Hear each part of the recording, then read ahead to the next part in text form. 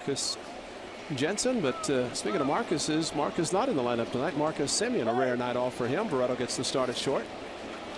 So Chad Bell kicks in. The first pitch of the ball game is a strike down around the knees to Franklin Barreto. So the rain delay just 15 minutes, so not too bad.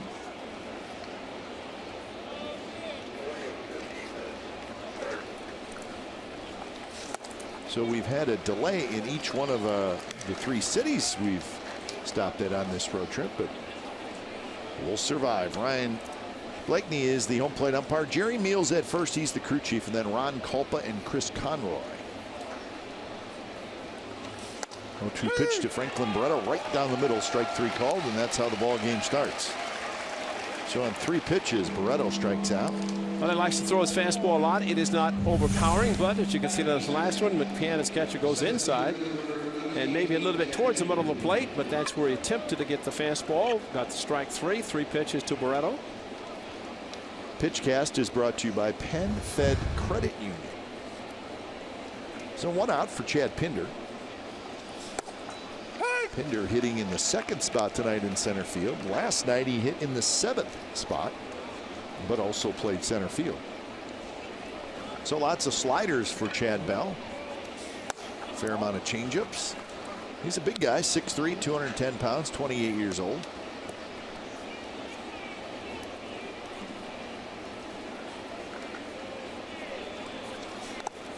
Chad Pinder last night had a good ball game. He was 2 for 4.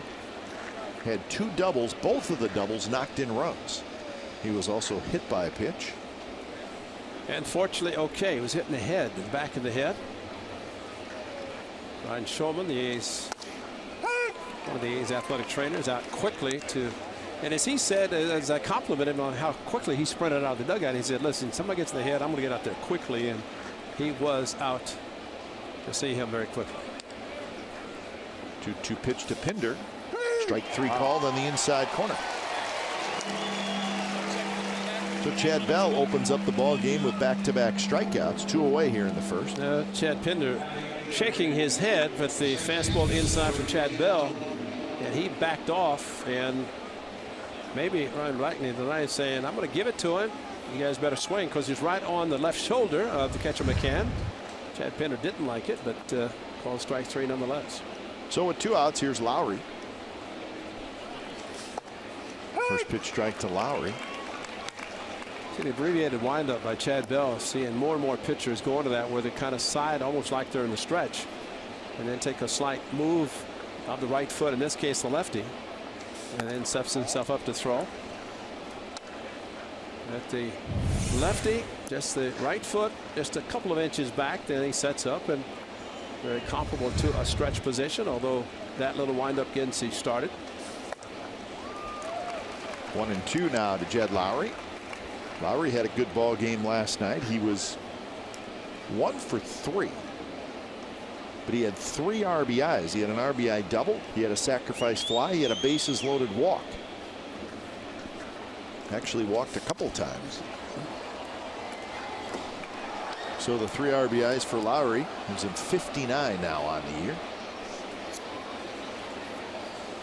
Bob Melvin can add back-to-back games with rain delays. He said never fails. First game of the series, they always bang batting practice top on the field. Here in Detroit, well, they did it last night and tonight. The former Tiger himself. Chad Bell headed off the mound. Did not get that one. He's accustomed to getting everything. Come on, man. I mean, that's get the pitches inside. That's where the umpires set up. This pitch outside that keep around the plate. He can't get everything, but I guess he wanted it. 3-2 now to Lowry.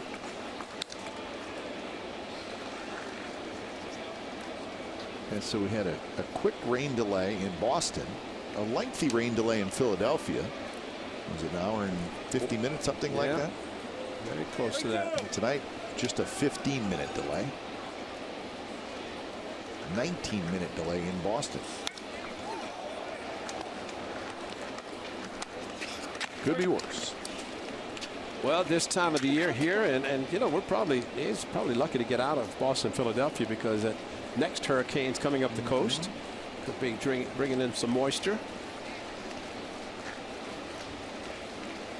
after this game tonight and tomorrow, the A's back to the West Coast, and the next trip and last trip to Arlington, Texas, and that's it. Belted to center field. Tyler Collins backs up, still backpedaling. Step from the warning track, makes the catch. Side retired. So a 3-up, 3-down inning for Chad Bell. Here come the Tigers in the bottom of the first.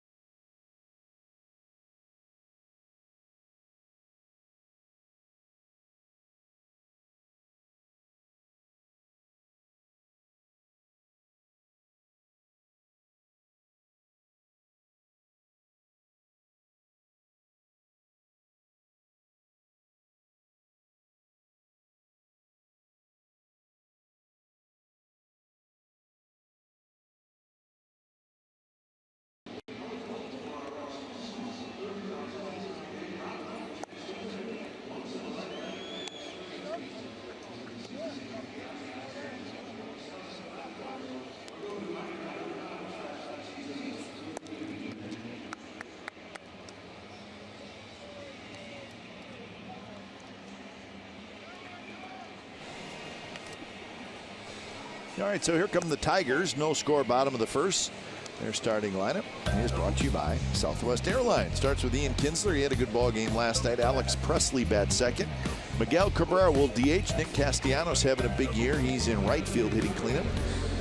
Jamer Candelario is at third. Efren Navarro at first. James McCann will catch. Then it's Tyler Collins and Jose Iglesias. Daniel Gossett on the mound for the Athletics as he has pitched, now making his 16th start. This will be his 6th start since returning from AAA after he pitched very well against the Giants, won 6-1 on August the 2nd to AAA, came back, started against the Orioles on August the 23rd. So this is a 6th start. He's given up 3 home runs in those previous 5. And as far as he's concerned, he wants to try to hit the corners with his fastball, which is not really overpowering enough to try to blow it by guys. And he has that abbreviated windup as well. First pitch strike to Ian Kinsler. Kinsler at 236, 19 home runs, 46 RBIs. That 19th home run was last night in the 7th inning. He hit it off of Casilla. There was a high fastball that he just took for strike 1. Kinsler also had an RBI double in the game. We mentioned last night with Ian Kinsler now playing in Detroit, a much bigger park. Matter of fact, Jed Lowry's ball to end the first inning, top of the first, probably in most parks is a home run. It's 420 straightaway center here. Mark Canha in right field waits. He's got it. Quick look at the A's defense tonight. Davis is in left, Pinders in center. You just saw Canha in right. Chapman, Barreto, Lowry, and Olson on the infield with Dustin Garneau getting the start behind the plate tonight. So Franklin Barreto a start at short. Okay, Simeon, he does not know what to do. He is not used to sitting in the dugout.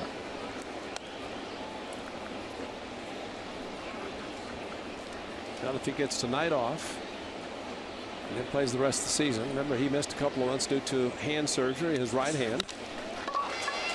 Alex Presley hooks one toward the right field corner. Presley around second base. He's going to try for third. Here comes Lowry's throw, and it is in time, and he is out. Yeah, he's okay until he finally looked up and saw his third base coach Dave Clark, but had he not really hesitated, he might have made it. But a great relay by right fielder Canha to second baseman Jed Lowry. Throw on the line to third base. So the double, try for triple. He's an out. But down in the corner, he hooked it, and it was hooking into the corner. So down in the corner was Canha. A perfect throw to Jed Lowry. He turned it through the third base. Bang, got him. What a great play all the way around. Great relay. That's something to look at and be appreciative of from the A's standpoint defensively. Yep, good call. All good throws. Lowry had his momentum moving toward third base before he even caught the throw in from Canna. So that's a well executed relay by the Athletics. That's a great point, because the turn by the second baseman Lowry comes in. Good throw by Canna. That's important. You see how he's already turned to the side, so all he had to do is catch the ball and then throw. Did not have his back to the infield, then turn around. He positioned himself, and that's why the throw on the line to Chapman at third, and they get a big out, especially with this guy at the plate. And Cabrera drops one into center field for a hit. So Miguel Cabrera, who was hitless last night, drops a base hit in. Time now for the Nissan keys of the game. A win tonight. It's a winning road trip, and of course the A's would win the series, but a win for the road trip would be outstanding for Daniel Gossett. We've talked about how well he's pitched the first time through the batting order. Third time, major accomplishment for him to get through the third time, because it's been a rough road for him after he has gone through the lineup, whomever he has faced, the second time. Here's Castellanos. Gossett in his last start, remember, he was very good through the first 4 innings. Gave up just a couple of hits, and through 4 innings the A's had a 1-0 lead behind Gossett, but then the Red Sox started to swing the bats a little bit.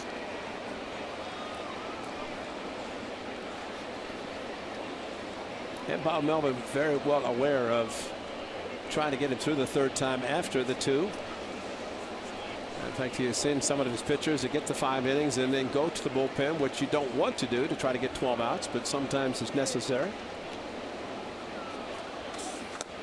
Castellanos swings and misses. Castellanos had a big night last night. So there's the first and second innings. The ERA for Gossett 2.10. After that, 6.75.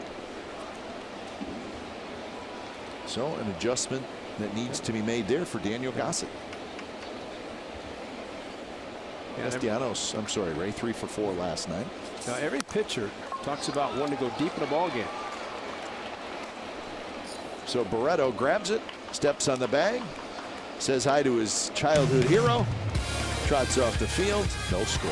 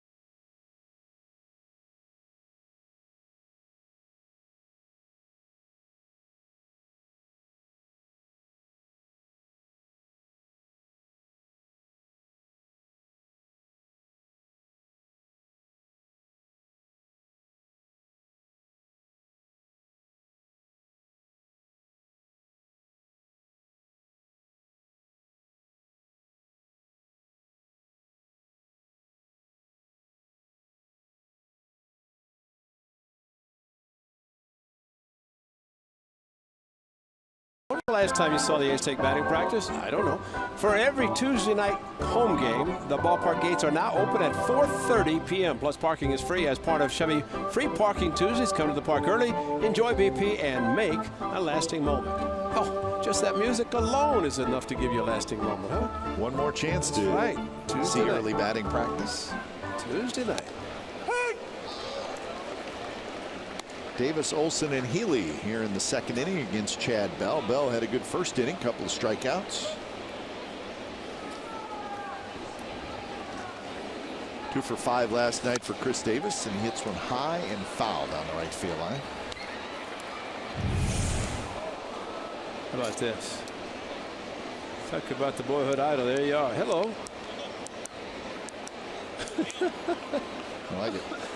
Oh, that's great, because as we have said before, that young man with a smile on his face said, I want to be better than Miguel Cabrera. Anything close to Miguel Cabrera, you would take.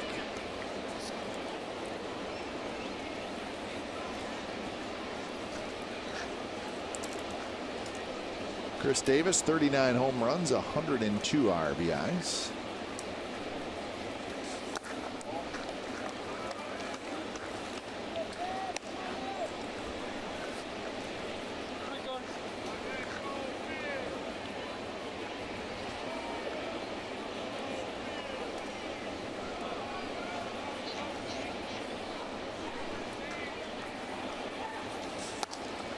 Strike 3 called on the inside corner. Wow.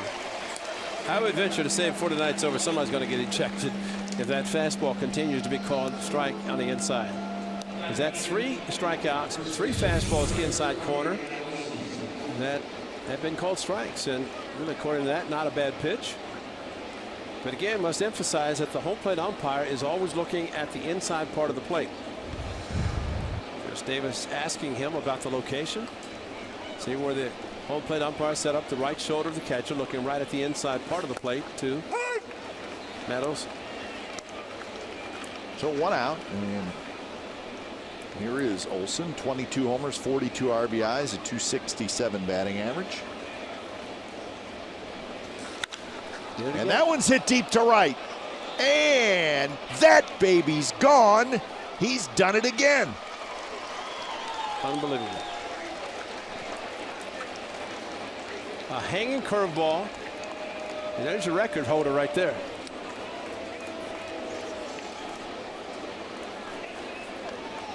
A new rookie record, 5th straight game with a home run.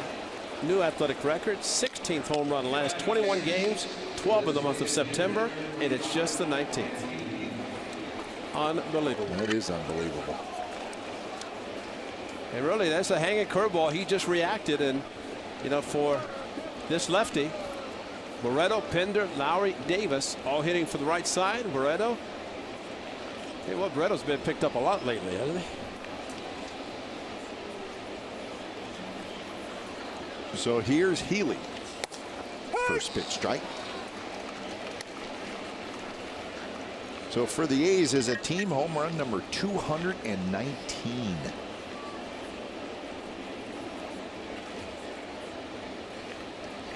Well, he's a big boy. And you make a mistake against him, you're in trouble. What did he say last night in our post-game interview? Yeah, I'm aware of what's going on. He knows he's red hot. Oh, how could you not?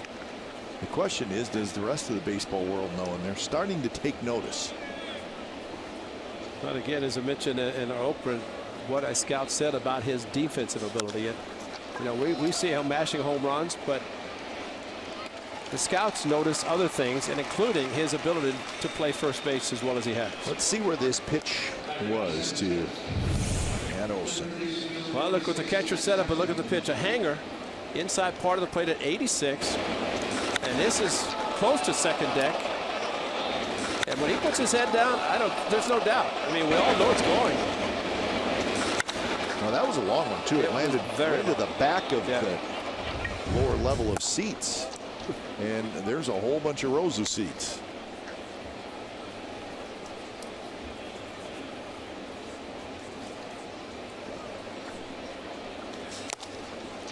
One and one the count to Matt Chapman.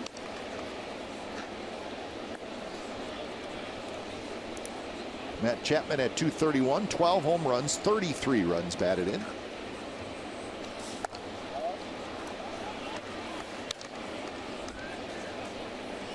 Matt Chapman 0 for 4 last night.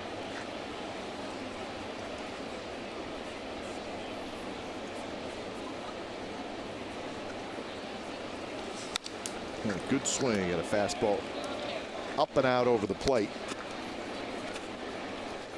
Chapman did walk last night.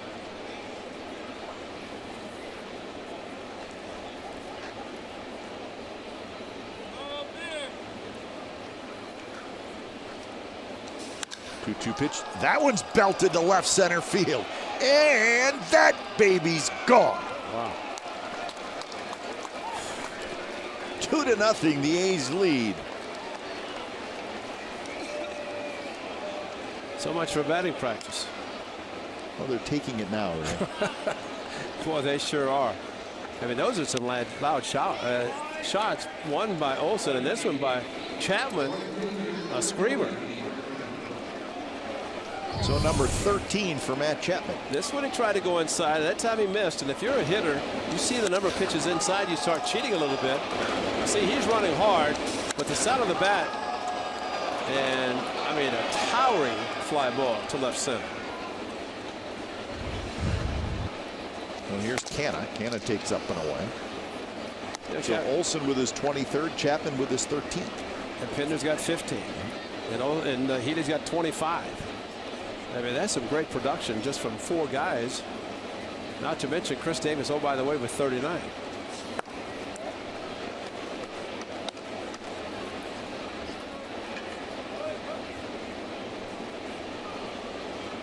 Yeah, when we talk about these young players, we sort of forget about Chris Davis because he is 29 years old. But he belongs in that group. Yes, he does. It's not that easy, Matt. It's not that easy to be that young and playing the game the way he is. But take it, enjoy it, because that's the future.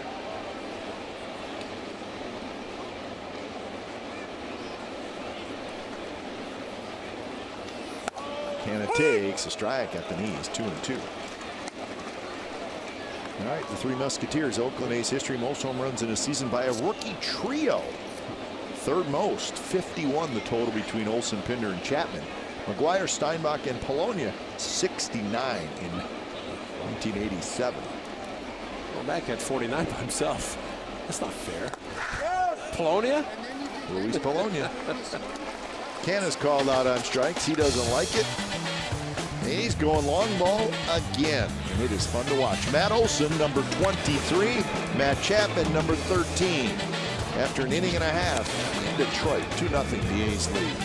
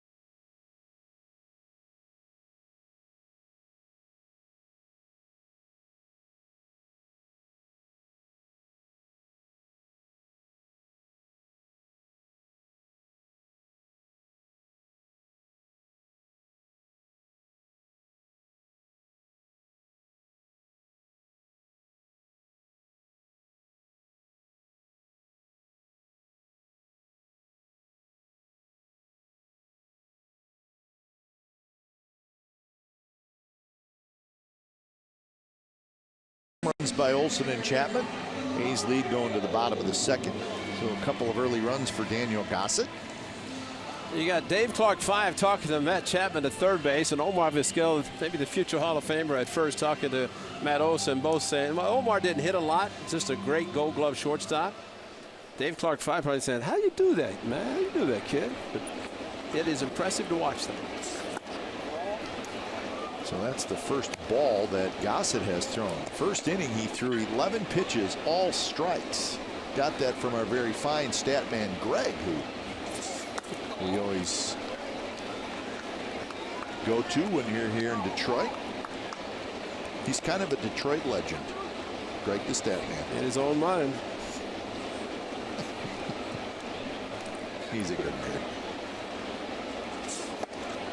3-0 now to Jeimer Candelario.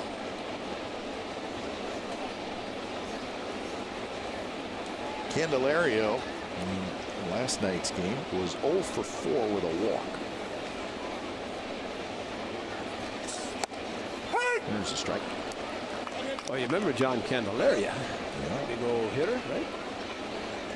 Pittsburgh. Oh, he was right. Wasn't Big John there? I think Pittsburgh. Candyman. On the ground, right to Lowry. Lowry, the first one away. And that's exactly what you do. 3-1. I don't care, lead or no lead. Just say, here's your fastball, hit it. Because a lot of times good things are going to happen, like a ground ball to second base. So with one out, here's Efren Navarro. Daniel Goss has got a good head on his shoulder. He's going to celebrate his one-year wedding anniversary on the 10th of October. And I asked him about being sent down after he had the very good game against the Giants in San Francisco, and he said, you know, you realize this is a business and things happen that you have no control. You could do well, and all of a sudden you end up going back to minor leagues. And in his case, he went down and did not let it affect him, even though he had pitched well against the Giants. Went down to AAA, the numbers game. He came back, and you know, a lot of it was because the A's had a couple of off days. They wanted to make sure he stayed in the regular turn. Comes back, made 5 starts, and had a great future. But the more players I think that can understand and appreciate that it is a business, and up to 3 years, you really don't have much control of anything except play as well as you can. In arbitration after 3, 6-year free agency, and good things can happen. And the 0-2 pitch, swinging strikeout. That's the first strikeout for Gossett, 2 away. 3-1 fastball when he's behind in the count, gets ahead, throws a great 0-2 curveball, tries to bury it in the ground, very close to doing that. As Dustin Garneau called for it, got it down around the ground, but it looked good to the hitter as it approached the plate. That kind of night in Detroit. It's kind of a damp, wet evening. See, in Baltimore, that was Boog's Barbecue. There was the smoke coming out of the stick. There is no Boog's Barbecue here. But a nice ballpark. Yes, it is. Comerica Park.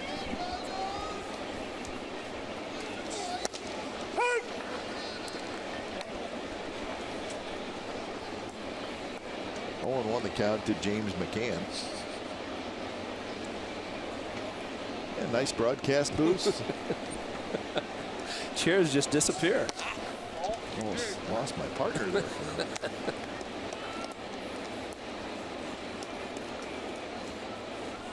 minute. 1-1 to James McCann.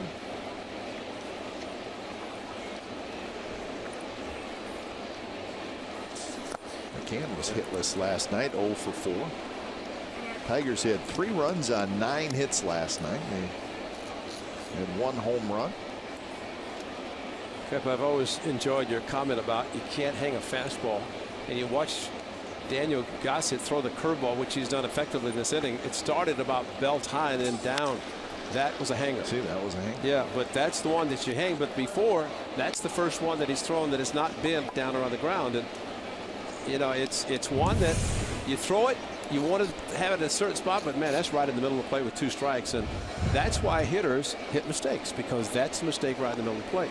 If he could bury it down around the ground like he did with Navarro, gets a strikeout, left it up, almost gave up a hit. Right there, strike 3 called. Good pitch by Gossett, couple of strikeouts, and we are on to the 3rd. 2-0 the A's lead.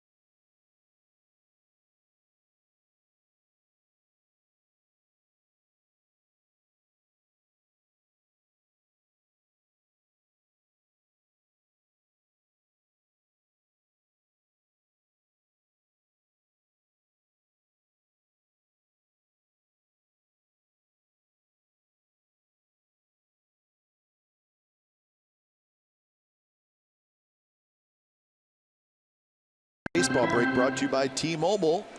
The Cleveland Indians are the second team in the last 100 years to go 24-1 over a 25-game span. The 77 Royals did it. Yeah, it's going down tonight. Major League Baseball just 17 home runs shy of breaking the single-season home run record. Well, it's 50 now. We know that for sure. And the Rockies, rookies, have accounted for 708 home runs. So, what? Wow. That says a lot. That says a lot. A lot of good young players in Major League Baseball right now. Not just rookies, but guys who are in their first, second, third year. So Dustin Garneau drops a base hit in the left center field. You know, the one thing we've seen with Dustin since he's joined the ball club, he does not wait around. Swings a lot of first pitches, and why not? If they're going to throw you a fastball first offering, why wait around and get 0-2?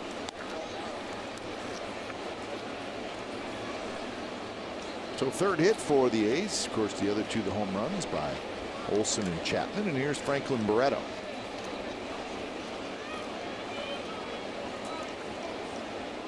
Barreto struck out looking in the first inning. What we've seen from Franklin Barreto, Ray, is he's at least at the big league level. And I know he strikes out a fair amount in the minor leagues, but he's probably going to work on putting it in play a little bit more. But if he wants to be as good, if not better, than Miguel Cabrera, then he's going to have to, because Miggy doesn't strike out a lot. Uses the whole field. And I still say what we've seen with Barreto in spring training is much different than in a regular season. And it's more of an approach. It's not a matter of spring training versus regular season and facing different pitchers, but his approach is totally different. Spring training, we have seen that he gets a couple of strikes, thinks opposite field, and since he's been in the big leagues, he's a free swinger. That's a fair ball. It's picked up by Barr, who steps on the bag. So going to second base is Garneau. So Barreto's retired. It is a productive out. But Ray Barreto now 57 at-bats in the big leagues. He's struck out 26 times. So that's a lot. Yes, it is. Too many. Which means you don't have a two-strike approach, except swinging at what in a lot of cases have been bad pitches. So here's Pinder, chance to knock in a run. Pinder struck out in the first inning. And he lines one to left field, a base hit. Presley picks it up. Presley hits the cutoff man. Garneau stops at third. So the A's have first and third, one out. All of a sudden, the fastball that he'd been throwing effectively inside, and now he's hanging curveballs. Breaking ball coming right into the power swing of Chad Pinder, and he dropped the head on it and hit it too hard. Garneau with one out had to make sure. And Steve Scarsone had to hold him up as a result of that. So here's Jed Lowry, who hit a fly ball to deep center field in the first inning. He would take that now and get himself an RBI.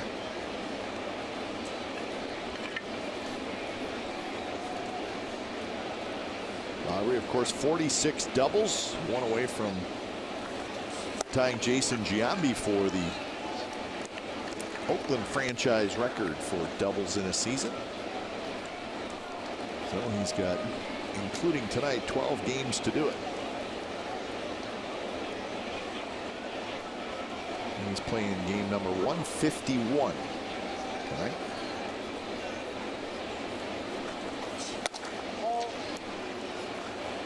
.67 and 83 record, but as of late, the A's have played well. They have won 9 out of their last 12 games.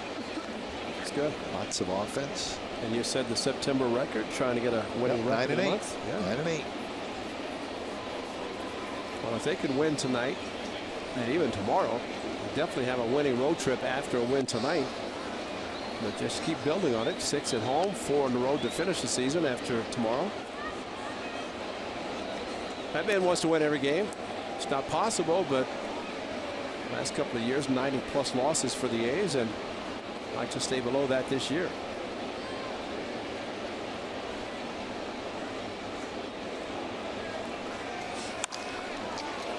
Left center field, and nobody's going to get it. So Garneau's going to trot in, and it's a double for Lowry, and he ties Giambi's record. with double number 47 on the air, and this one knocks in a run. It's 3-0. Also 47th. second in the American League in that category. And he did it with 2 strikes. Nice swing by Jed Lowry and a breaking ball. Same one he swung through. This one got out in front. See the center fielder Collins straight away. This ball left center and just could not get to it. And a wild throw coming back in, so Jed Lowry able to get into second base easily. So still only 1 out, and here's Chris Davis.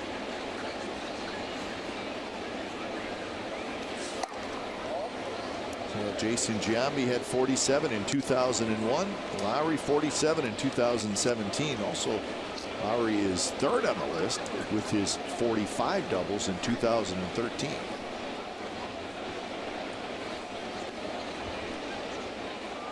So quite a year for Lowry. In the dirt, knocked down by James McCann. I don't know if I put that down as a block. It's called self-defense. I mean, backhand, moves his head out of the way, and what a great job. Nice block. Got the job done, but man, that's when you spike a ball in front of the plate. You're just throwing your body and hoping you can knock it down.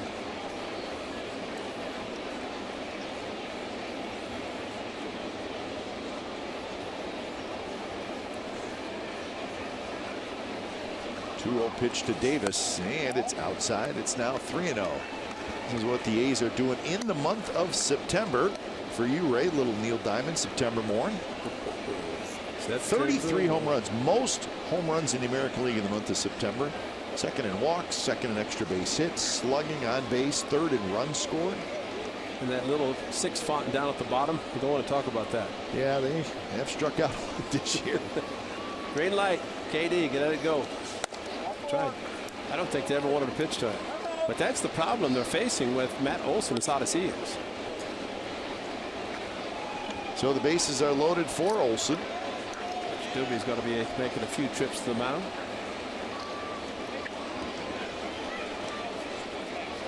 Rich Doobie. What do you say? Say you had a great first inning. You struck out 2. Struck out the 4th batter. Now you gave up 2 home runs. You got loaded bases, trailing 3-0. You're 0-3. Sometimes numbers don't lie, Ray. Check this out on Chad Bell. Opponent's batting average first 30 pitches, 250. After 30, 382. Right now he's sitting at 48 pitches. And he's in a world of trouble here with the run in and the bases loaded and 1 out. So Warwick Saupold starts to throw. First pitch to Olson, and he got a breaking ball. That's what he hit out last inning. That one a little better located by Bell. Well, he hit a home run on the 22nd pitch to him on the lefty. So he was under that magical mark. But a hanger went very, very far. Had a good rip there. Got a fastball. Well, that's the one he wanted. Well, here's the hanger that he got in the first inning or second inning. First at bat, and a no-doubter. Tell you some of the ball, well, that ball he hit, and plus the one in Philadelphia, think of Old Tiger Stadium. Maybe looking at the light tower like Mr. October did. 71 All-Star game. Reggie, the light tower in right field. Best part about that was the camera shot. They never went that high. It stayed the second deck. Yeah, they hadn't seen that. No. Some goodies on Matt Olson since being called up from AAA. 19 home runs, 34 RBIs in 36 games, 12 in his last 16, 23 in his first 66. He's homered in 5 straight. He's homered in 8 straight series. About every 5.25 plate appearances in September. You know, as hot as he is, you don't want the season to end.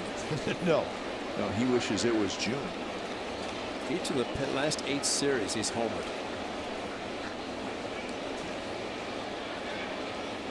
And just think, he was back and forth in the minor leagues. And really wasn't playing much when he was here.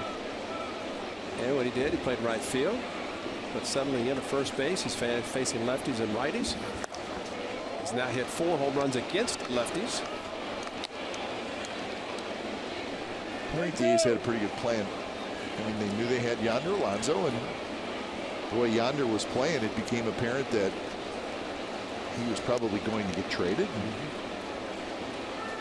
That was the great opportunity for Olson to not only get back to the big leagues, but then play every day and play his natural position.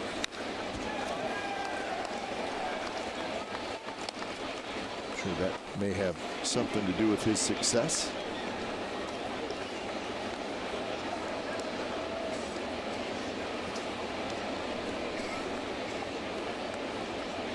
So 3-2 with Pinder at third, Lowry at second, Davis at first. They're ready to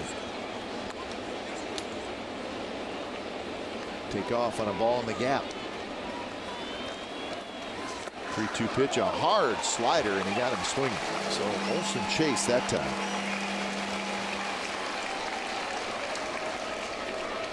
Well, that's respect. And then rather see him try to think about chasing a pitch versus giving him a fastball. And if he had taken it, it might have been ball 4 and walked it around. Instead, threw it hard, and hard enough, as we've always said, lefty on lefty, you throw it hard, don't take a chance of hanging. So now it's up to Healy.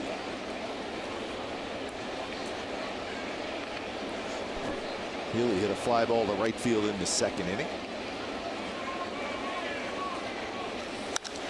And a good rip. Hits one down the right field line, but foul.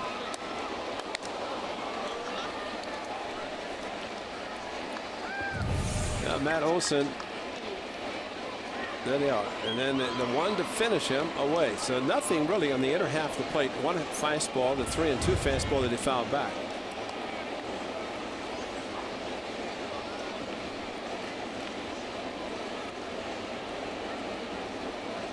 So 0-1 to Healy.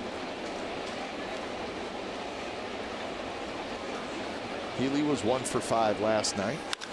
And the lines went foul.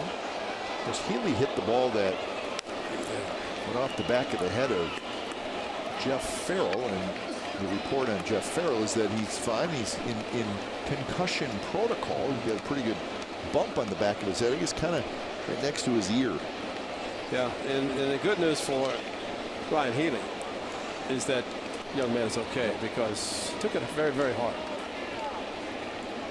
Yeah, that makes you feel a lot better when you know that he's at least upright and can go through the protocol, but bottom line seems to be okay.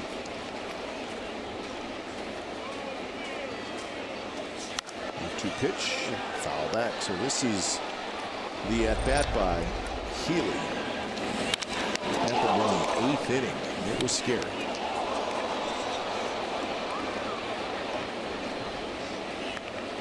And right behind his right ear. It's a scary moment. The reports were pretty good today. Well, unfortunately, and I think Jim Price said it best next door, he said, surprised that more guys don't. And that pitch that you could see that Healy hit was a pitch away. And the real issue for a pitcher is when a pitch is away and the hitter's pulling the ball, which means that you can't pull it past you. It goes pretty much up the middle. You have hitters who try to hit the ball up the middle, not intentionally trying to hit the pitcher, but by hitting the ball up the middle, which is a very good approach, you have a pitcher 60 feet 6 inches away, and even shorter than that by the time he finishes his delivery. Kind of open. Well, that's what makes guys like, think of Jim Cott, Greg Maddux, Kenny Rogers. These guys are great fielding pitchers. Mike Mussina, that they were able to take those hard shots and win Gold Gloves. I mean, they fielded the position themselves. I mean, I'm just throwing out a few, but a lot of very good fielding pitchers. But you know, you're very susceptible to pitches up the middle.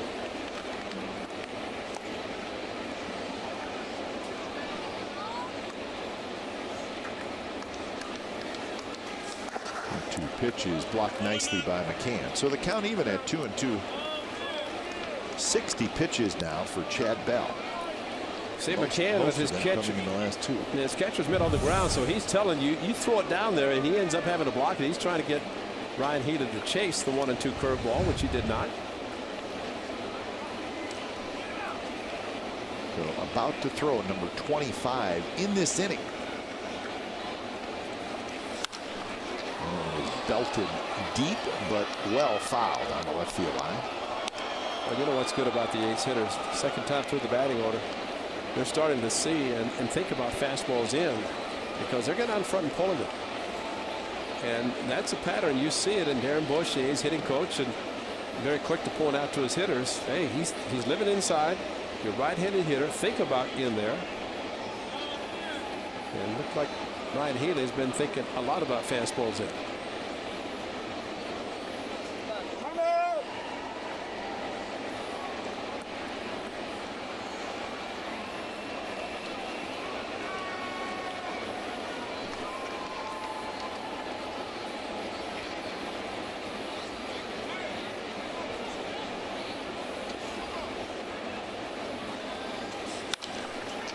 Shot to Iglesias, who handles the short hop, flips it to second.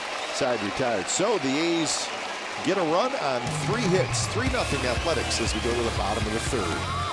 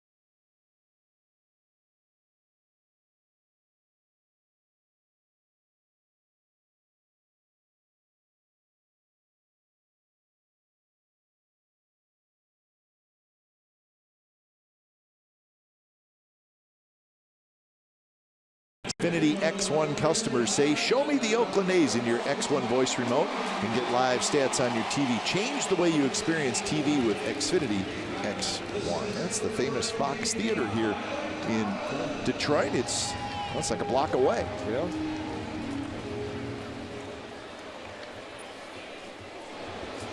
Of course, this area of downtown got a new addition, and it's pretty nice. The Little Caesars Arena is finished, and it's not right next door, but it's just maybe 2 or 3 blocks away, and it is the new home of the Detroit Red Wings and the Detroit Pistons. So NHL and NBA will both be playing in that new building right next door. Barreto, quick throw to first, got him. Nice play by Franklin Barreto, getting Tyler Collins. Just like Philadelphia, you got the 4 major sports all within a walking distance of downtown. To right, an excellent play by Barreto on this ball, and Collins runs it very fast. But Barreto using the glove, transferred, and got a quick release. No challenge on that. So 1 away.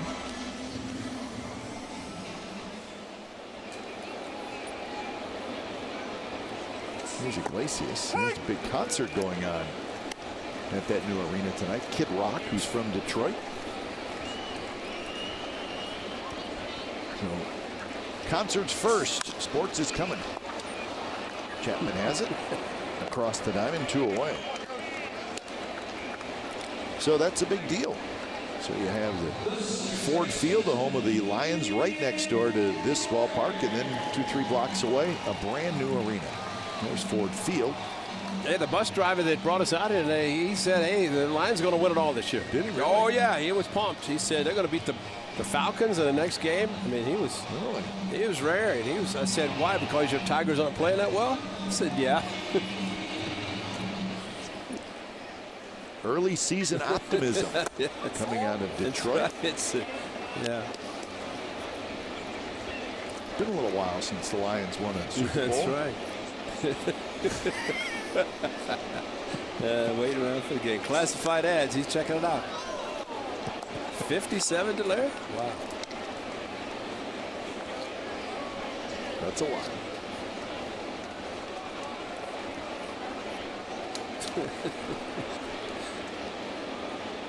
Thinking about Super Bowl tickets right now. Just look at them. Sure. They're talking about it. That one is belted to left field. Davis moving over, but he's not going to get it. That one sails over the wall, and another home run for Kinsler. Number 20 for Ian Kinsler. Well, it looked like the one last night that he hit. Pitch was up. Crushed it. He's not your prototypical, well, he is in today's world, prototypical leadoff hitter with a lot of power, and pitch was left up. At 87, and there's your hanger, Kite. There it is. And it wasn't a fastball, but it was crushed. And Olson's home run very deep to right field, but the two that have gone to left field would not have cleared into the seats. But with a new wall in left field, they're home runs easily.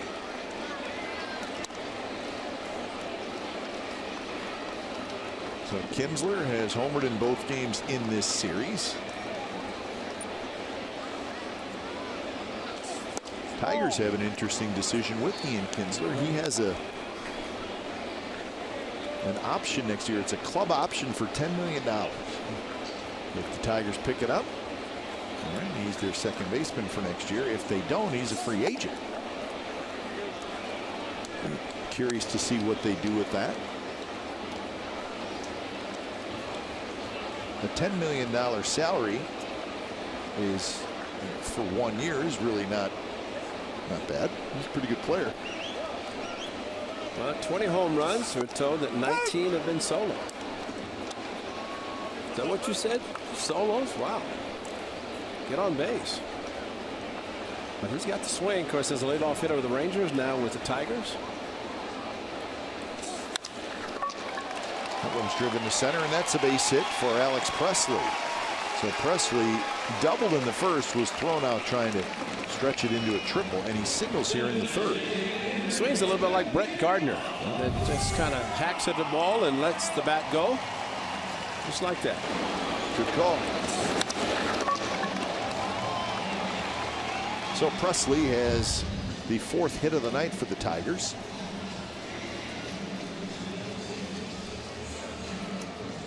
And here is Miguel Cabrera, who had a base hit in the first.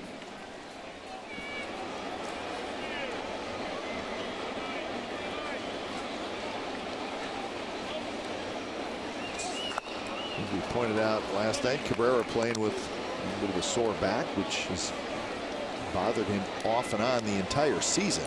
And that's a big reason why his numbers are very down this year. I think what's going to hurt Miguel Cabrera, if he continues to play with a bad back, how much it's going to affect his career batting average, which his season average now is down to 247. It's been a perennial 300 hitter throughout his career. He's tied with Jose Canseco and Adam Dunn for career home runs, 3 away from Winfield, with plenty of time. Miguel Cabrera. Back-to-back MVP awards in 2012 and 2013.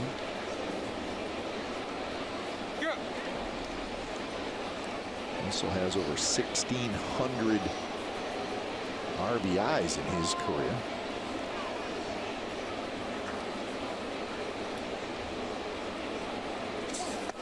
You think about that, Ray. So you got 1,613 RBI. What's the record? Hank Aaron 2,200, right? A little over 2,200. He's got a really good chance to break that record. And he's a smart enough hitter. He realizes the importance of RBI. And yeah, he's going to hit a lot of home runs, but the way he uses the whole field and when healthy to right field, very effective.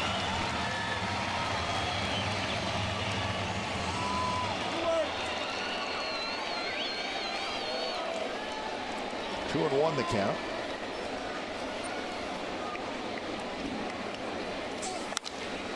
Hits it toward Chapman. Chapman on the backhand, straightens up, throws across, in time, side retired. Ian Kinsler with his 20th home run of the year. So we're on to the 4th inning from Detroit. A's 3, Tigers 1.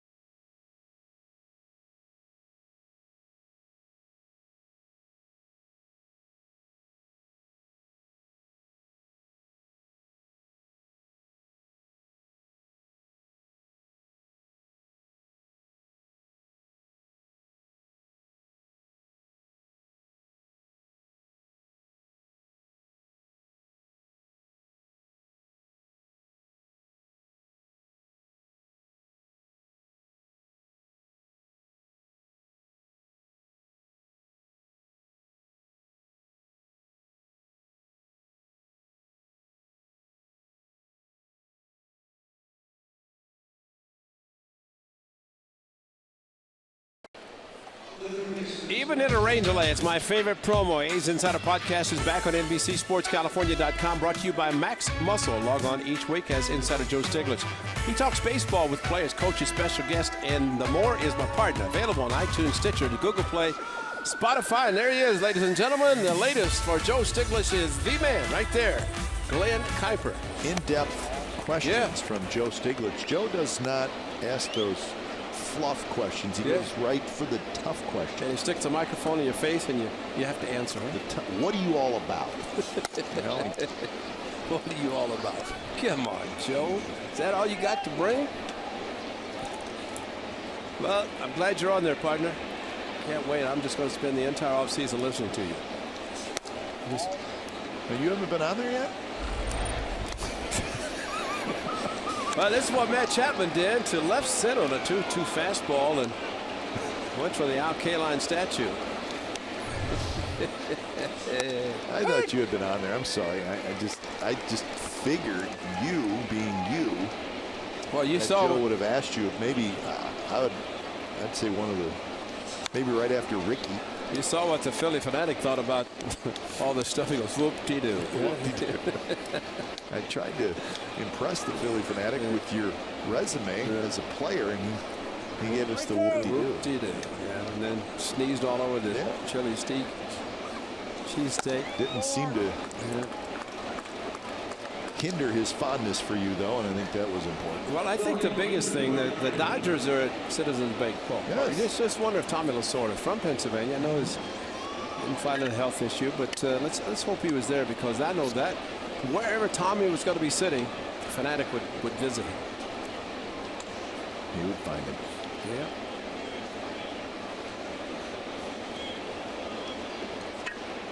So here's Canna with Chapman aboard.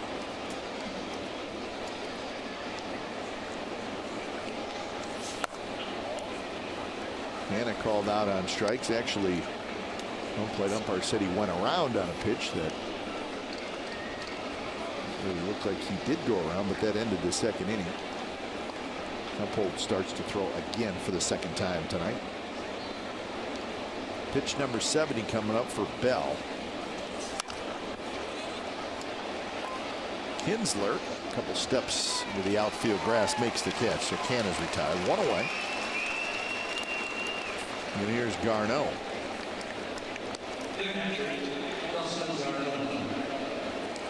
Now we talked about the Tigers' injuries. Ray, we did not mention Michael Fulmer, who That's right. had elbow surgery. Fulmer, very fine starting pitcher. Matter of fact, so far this year, of course, he pitched well last year in his rookie season, rookie of the year, but he's the only one that's defeated the Athletics this year. That was the Friday night at the Coliseum. And he had some elbow surgery, I mean, not long ago, but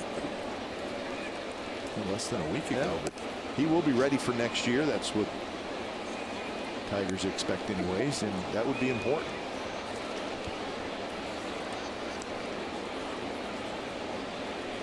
So no Victor Martinez, no Fulmer, and then of course all the trades that were made by the Tigers.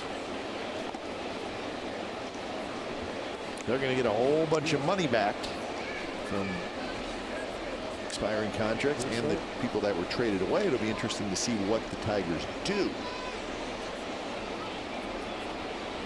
Fulmer went 8 innings against the Athletics back on May the 5th. Yeah, he's good. He had a right elbow ulnar nerve transposition surgery, moving the nerve to a part of the right elbow which shouldn't make it restrictive. I am reading it because there's no way I'm going to remember that, Delaire. Thank you. I wrote that down because I've never heard of that, where you can actually move a nerve away from a part of the elbow so it's not interfering. I got you. Okay. You know, but I've never heard of that. But I've never heard of a lot of just things. moved it to a different area. Yeah, to where it's. I think there was one of the Mets pitchers had a similar thing done. Yeah, I admit there's no way I'm a doctor to be able to talk about that. That's why I had to read.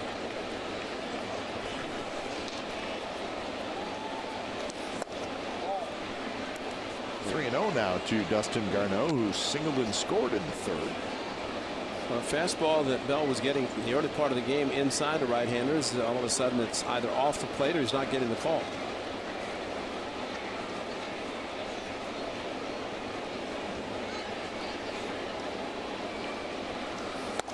That pitch is in there for a strike at 89 miles an hour.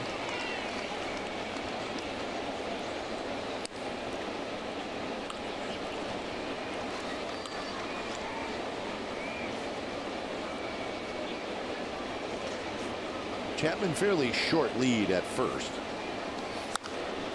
That one fouled off the facing of the A's dugout. So a full count with 1 out.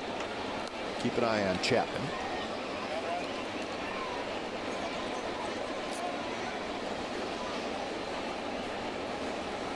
Garneau pretty good at making contact, so he could see seeing Chapman on the move, but of course making sure the pitcher does throw to the plate.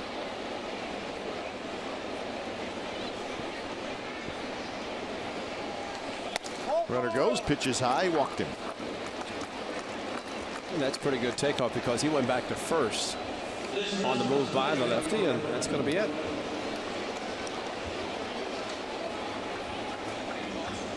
So Brad Ausmus coming out when it's time for change. Think Speedy Oil Change and Auto Service. It's your trusted oil change, tune-up, and repair expert. So 3 1/3 innings tonight for Chad Bell.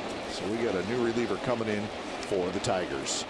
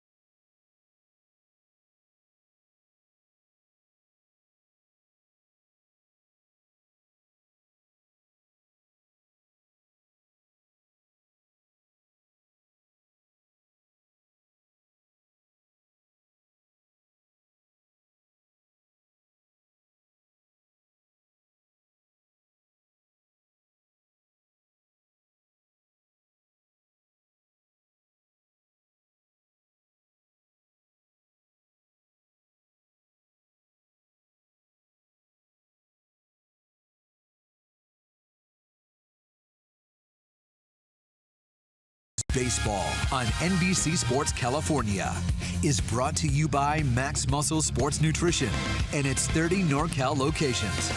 Professional health and nutrition advice available for all ages.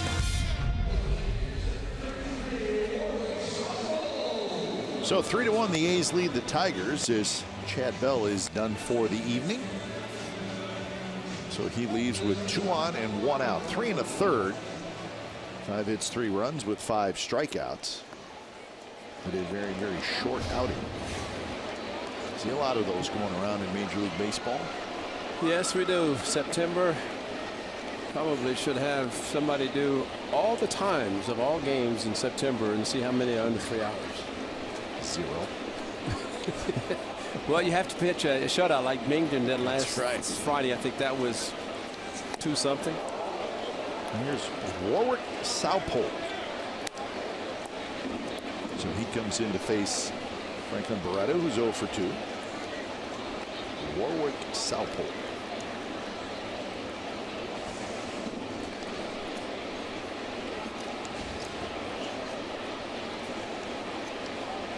RBI opportunity for Barreto, and that one's in first round.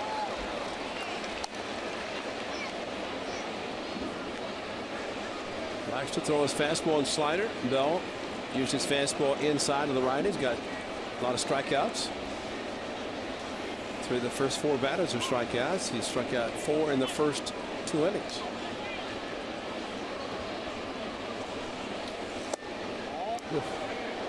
Close pitch, big overhand breaking ball. Southpole thought it was a strike.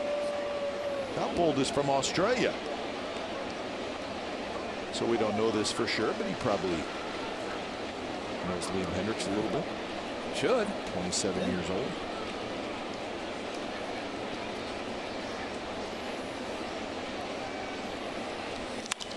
That one is hit toward left. Presley is right there, so Presley barely had to move. 2 away.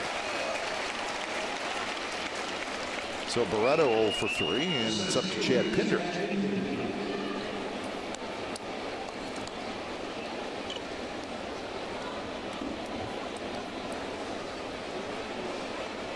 Twins and the Yankees are underway with Minnesota leading New York 1-0 in the second inning in New York.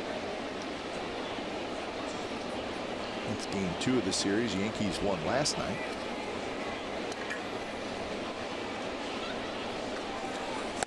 Swing and a miss. Twins trying to hold off the Angels for that second wild card. Angels are 1.5 back of the Twins for the second wild card coming into today's action. And the Angels will host the Indians a little bit later on tonight. Clevenger for Cleveland, Skaggs for the Angels at the Big A tonight. So the Yankees have the #1 wild card spot. They got a 5-game lead over the Twins. Seattle is 4 back, almost out of time.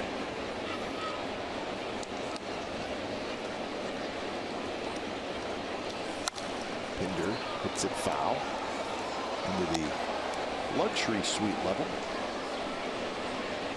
So that's the American League wild card race.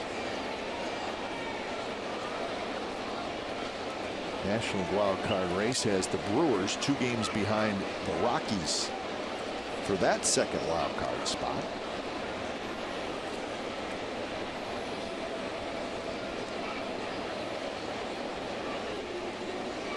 One-two pitch to Pinder. Swing and a miss on that big overhand curve foul tip, actually held on by McCann. So the A's had 2 on, 1 out, could not score. 3-1 A's as we go to the bottom of the 4th.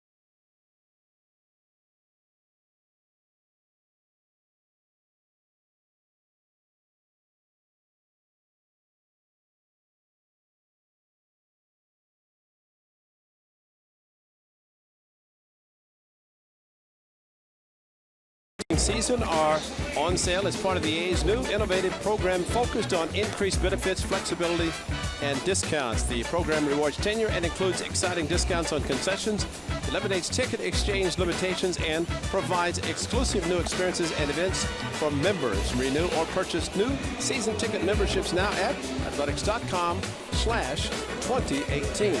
And if you are, as we are, watching these young players, it's going to be exciting in the future for this organization. Get your tickets now.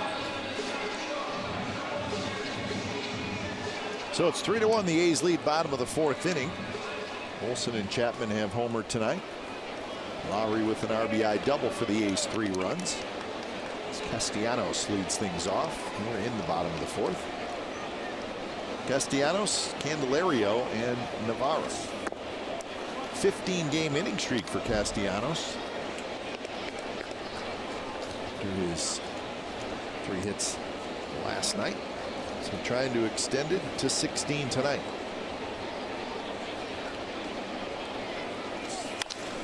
That one's hit hard. Barreto backhands the one-hopper. Throws across in time, 1 away.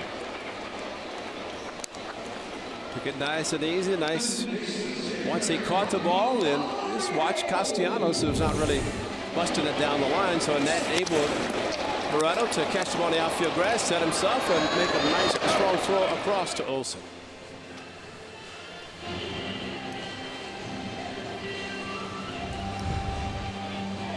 So 1 away, and that'll bring up Candelario. Shortstop, second base for Barreto. Pinder, shortstop, second base, outfield.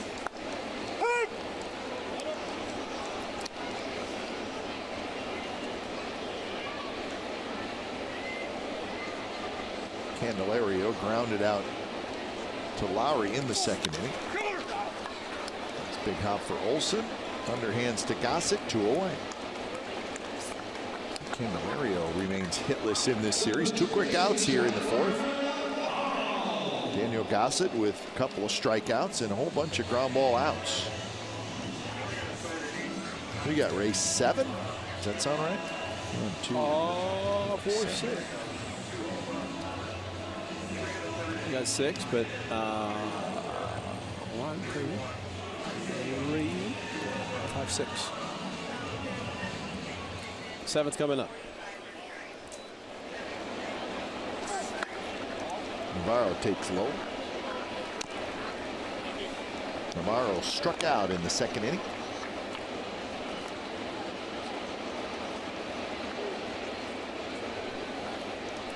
Navarro was 1 for 3 last night with a single and a walk. A breaking ball by Gossett. Throwing a good curveball tonight, and that's one that he needs to have to be effective.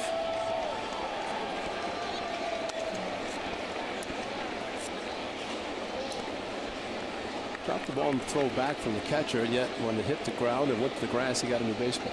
Keep it. Maybe it's got a little smart joint. Can't hurt. Yeah. Gossett looking for his 5th win of the year.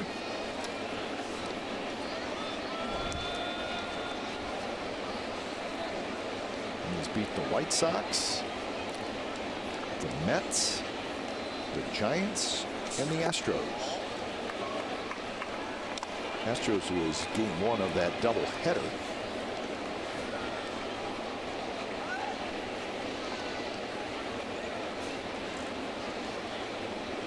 So he'll probably get 2 more starts after tonight. Belted to center. Pinder hustling back, still going back, and it's over Pinder's head. He grabs it barehanded off the wall, and Navarro has a 2-out double. So hit number 5 for the Tigers. I'd say that it's been a while for Navarro, but I'd say for center fielders here, you just don't know where to play. He said it best last night, right after we talked about Pinder, where he was position took 5 steps back, and this one looked like he thought he had it, and then it just kept going. Any other park, you're looking at 420 straightaway centers. That ball had to have hit over 410 to hit the warning track, but that's how big this yard is. Play center here. play center anywhere. Yankee Stadium, Kansas City, two very large outfields. First pitch to McCann. Lowry leaps. He can't get it. And that's going to get the Tigers a run. So McCann gets jammed. He just loops it over Lowry's head. Lowry looks like he just could not get off a well-timed leap. And he's upset with himself because he thought he was going to catch it. He went back, and there's the awkward jump, and just not to the point to where he could get to the ball. And he probably could have taken one more step and then jumped, or not have to jump at all. And just barely ticked the glove, but it was not a high elevation sensation jump. So McCann will take it. He gets his 46th RBI, and now it's 3-2. But you know, that's what happens when you're trying to go back and jump at the same time. It makes it, yeah, it's a little difficult, and he just showed why. So 2 pitches and 2 hits and a run. Tyler Collins grounded out to short in the 3rd inning.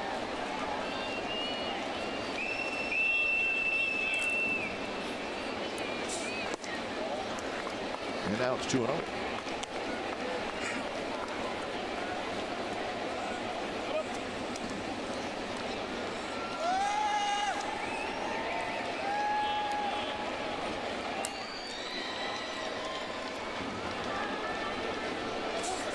Swing and a miss. Well, you get 2 outs on 4 pitches, and then you're in trouble. A double over the center fielder's head, single just over your second baseman's head, and trying to get the 3rd out.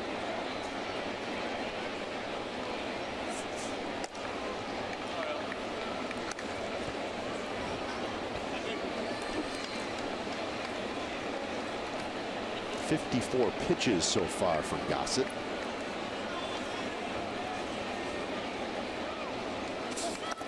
Last start in Boston when he went 5 1/3, he threw 75 pitches. He's gone over the 100-pitch mark 4 times at the big league level this year. And this is his 16th start.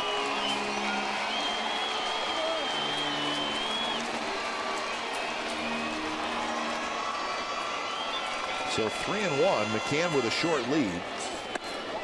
And that's low. Well, things have gotten interesting quickly for Daniel Gossett, as that's his first walk so far. And here's got Emerson coming out to have a quick chat as Iglesias, the 9th place hitter, steps into the batter's box. And this is not a player, a hitter that you want to just try to get ahead with the first pitch strike and throw the ball down the middle.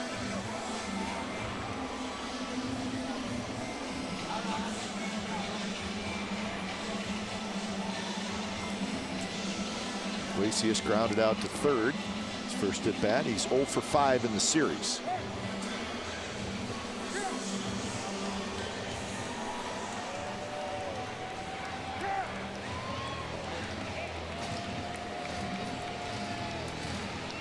Well, the crowd starting to make some noise here at Comerica Park.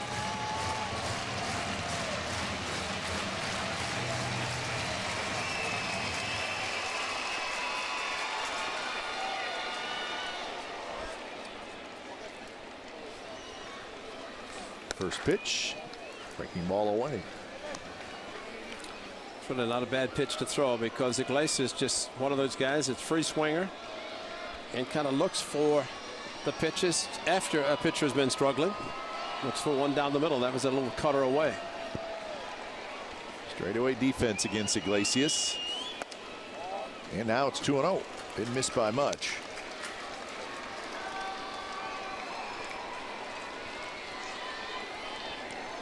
Gossett got the first 2 outs. Castellanos and Candelario on ground ball outs, but now in some trouble. Not close. 3-0. On deck is Ian Kinsler.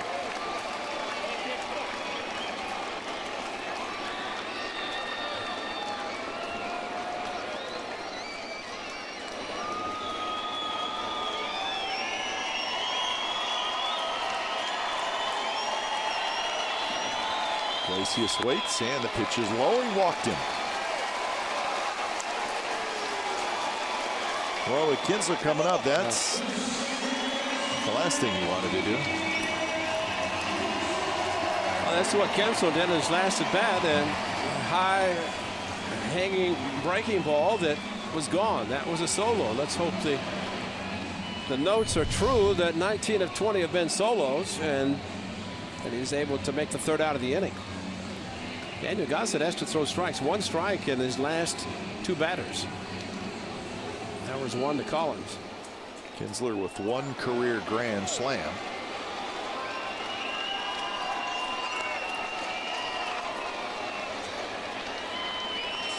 First pitch in for a strike. Same pitch in for a home run. That was a hanger. Yep. Same pitch. But good after all the fastballs missed to throw some sort of breaking pitch to change it up a little bit.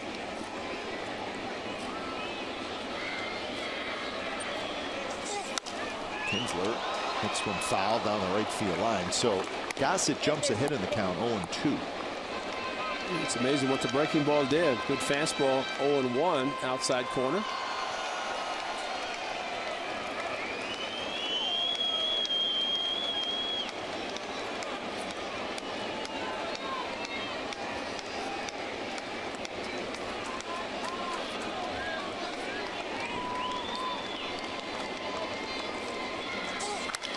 Pitch, bounce to Chapman, hustles to the bag and steps on third. Side retired. A run for the Tigers. So we're on to the 5th. It's now a 3-2 game.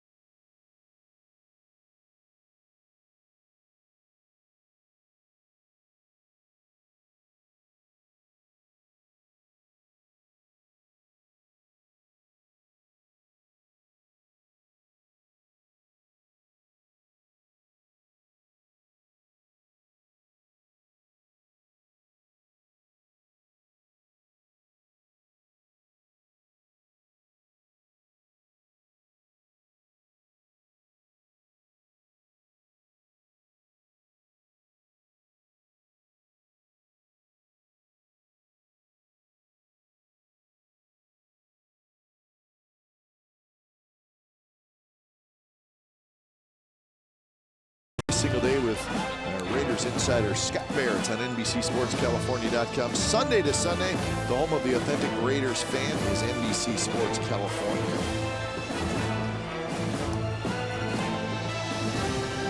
Here in Detroit, the Motor City. 3-2 game, the A's over the Tigers. It's the 5th inning. Warwick Southhold came in and got 2 big outs to end the 4th inning when the A's were in the threat going. Lowry, Davis, and Olsen here in the 5th. They missed a little bit outside, I think.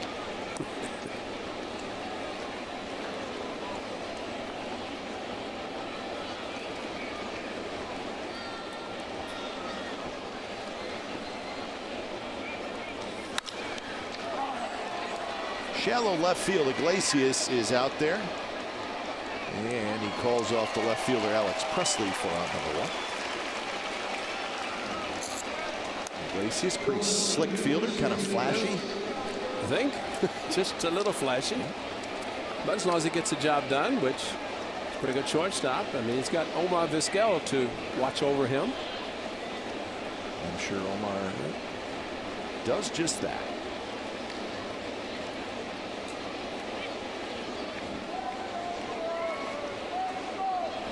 Always the cool cat, Omar Vizquel.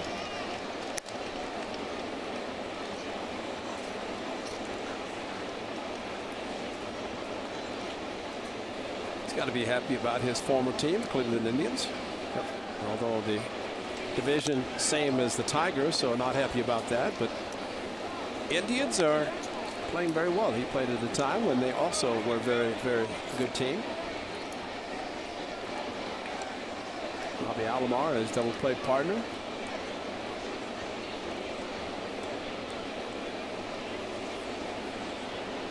One and one, the count to Chris Davis. Curve just misses. Davis has struck out and walked.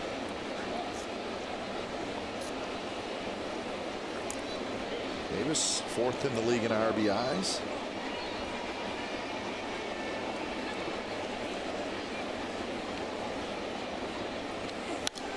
He's trailing Aaron Judge in the home run category. Chris Davis also has 189 strikeouts. Now remember, the A's franchise record for strikeouts in a season is 197 by the great Jack Cust in 2008. Great. One of our favorites, Jack Cust.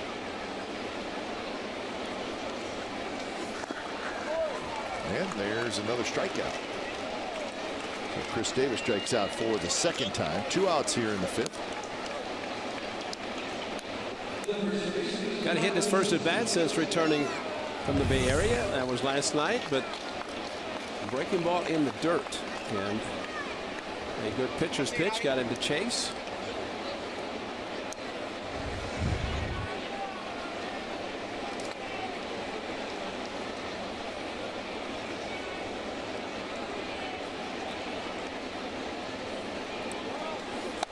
First pitch strike to Matt Olson.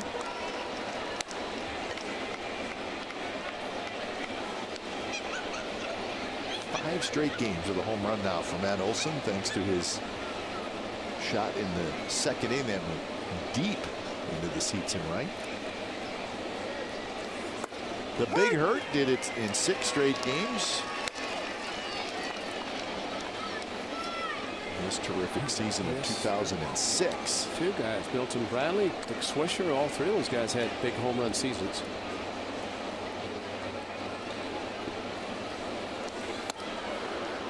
So 1 and 2 now to Matt Olson. Here it was. Watch where it lands. Look up. Up.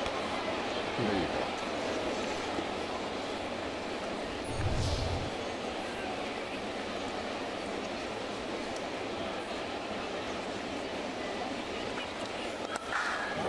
In the dirt, so the count even at 2 and 2. What he's done, or what he did in the second at bat tonight, we have seen a few times this year. Then see him shaking his head at the dugout, and that was striking out with the bases loaded in 1 out. He's had a runner at third a few times that stranded him there, but I tell you, he's gaining a lot of respect around the league and how pitchers are pitching him. Teams are thinking about him. Good take right there. 3 and 2.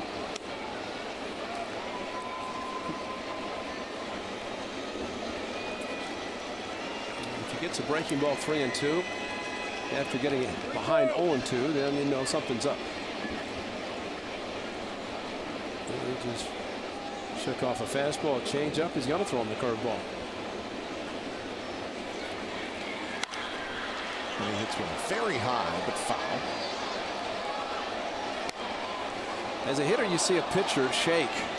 You think of his best pitch. As this curveball, a little bit of a hanger, stayed up. Matt Olson has a long stride and brings the bat through, and that's why he's so powerful.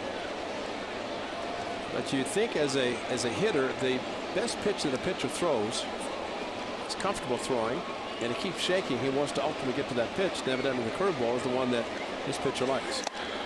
Well, with a fastball that time, 93 miles an hour, and gets the strikeout. So good job by Warwick Southpole. He's faced 5 hitters and retired them all. 3-2 A's.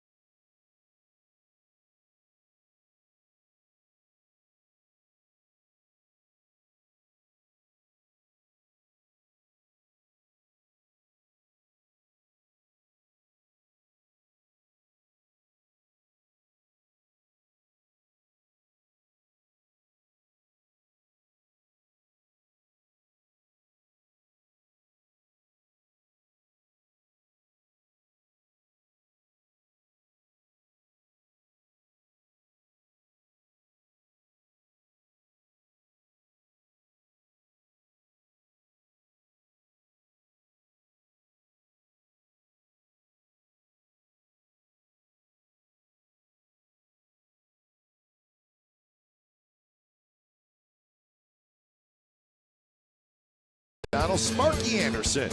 He managed the Tigers from 1979 to 1995. And of course, he was the man who was in charge for that World Series championship run in 1984. Two-time American League Manager of the Year.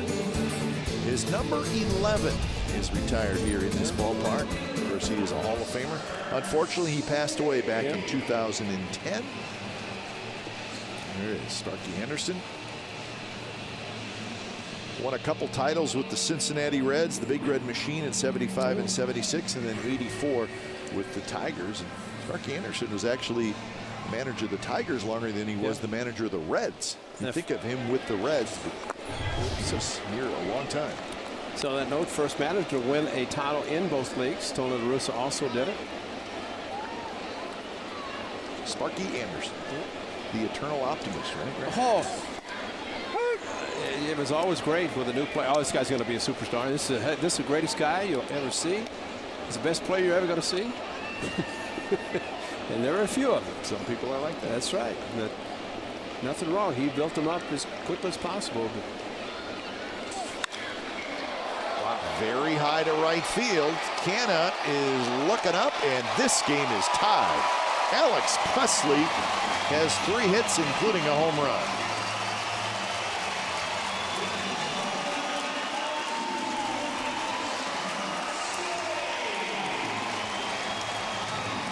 Well, the one he was going for, if he had slowed down, he'd had the triple.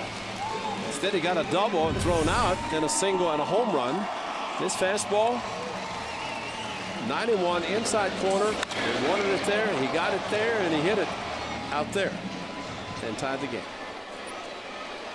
Well, indeed, the Tigers have come all the way back. So here's Miguel Cabrera. Sparky Anderson will be raving about Presley right now. Best player in the league right now.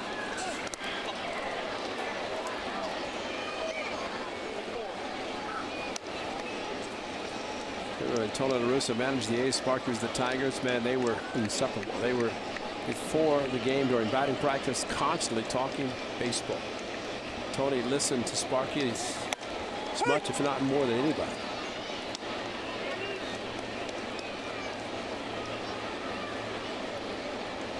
Well, 84 was as good of a season as probably any team has ever had. When you think of how it started for the Tigers and, more importantly, how it ended. They were dominant the entire year. He's going to pitch to you. He's going to pitch to you. Bam. This guy is gone. And they pitched to Kirk Gibson, and that's what happened. Alex Ramos is third base coach. Pretty good team. And as Sparky said, the hardest team to manage. Well, the hardest job, because he started out 35-5, and it's one of those expected to win, and they did, wire to wire.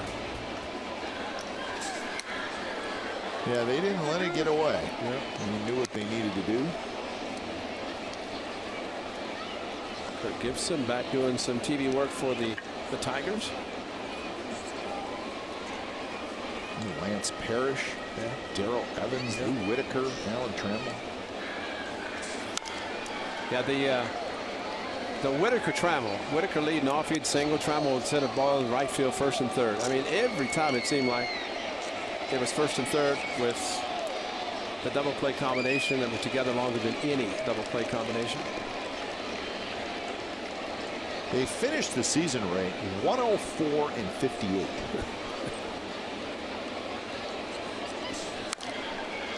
I think a lot of people wonder how they lost 58.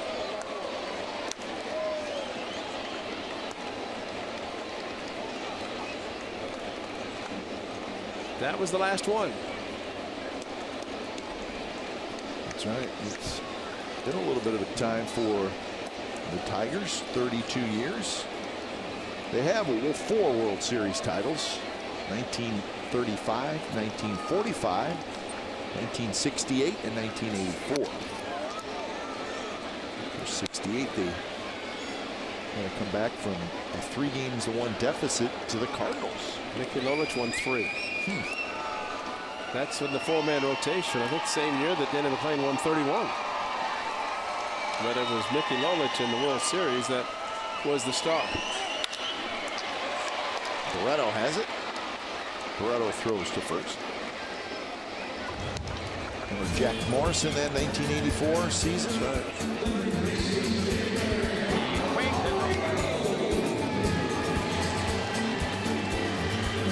The San Diego Padres.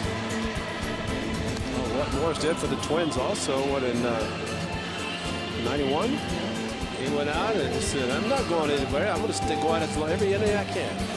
And he did. He won 4 rings. How about that? 91 with the Twins, and then 92 and 93 with the Blue Jays. So, and some would say he should be in Cooperstown, but he's not.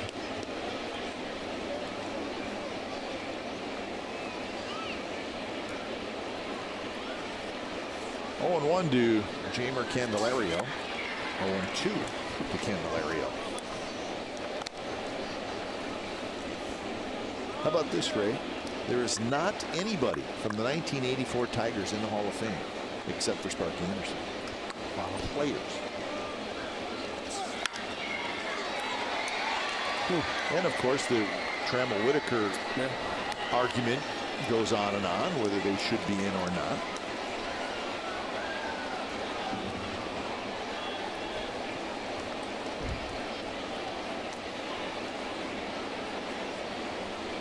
So you'd have to think that that team was a team. That's exactly right. That one under the glove of Chapman.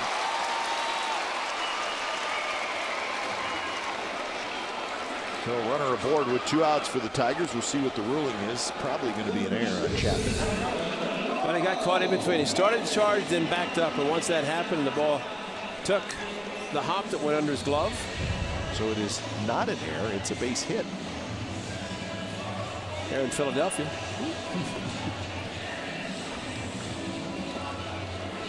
But those are some of the learning experiences for Matt Chapman, or any infielder playing his first year. Kind of how the ball is going to react. Playing at Comerica Park for the first time, and because of the tarp on the field, really not able to take ground balls. And that's a big problem for infielders coming in for the first time. Bob Melvin says 2011 when he got the job, he insisted that his players, if they don't take BP, they take ground balls, but if the tarp's on the field, they can't do that.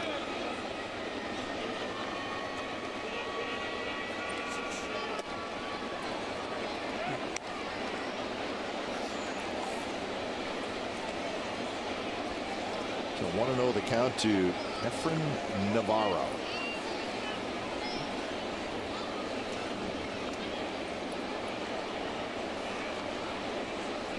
Navarro has struck out, and he has doubled. That one in the dirt. Garneau blocked it, and then it rolled behind him just a little ways. It's big 90 feet. Nice job by Dustin Garneau. How about this, Ray?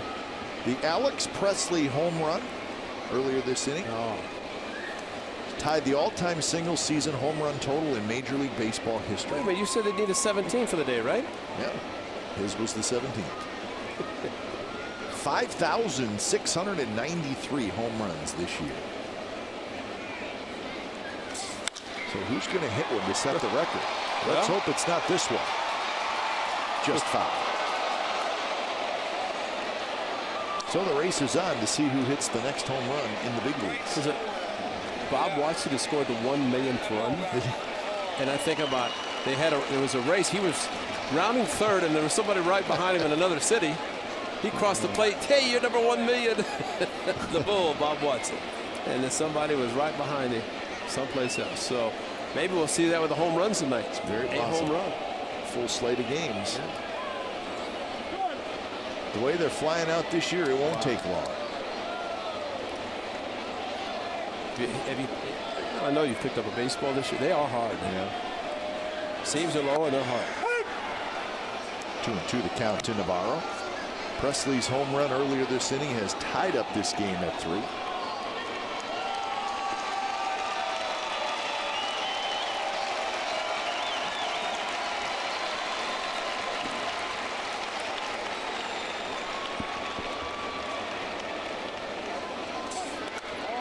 Garneau with the block. So it would be a full count, and that will get Candelario on the move over at first.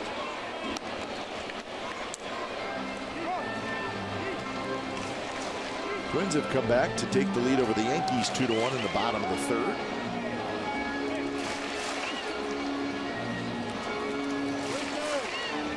The Red Sox and the Orioles scoreless in the 8th inning in Baltimore. Red Sox with a 3-game lead over the Yankees in the East. Runner goes, and the pitch just missed.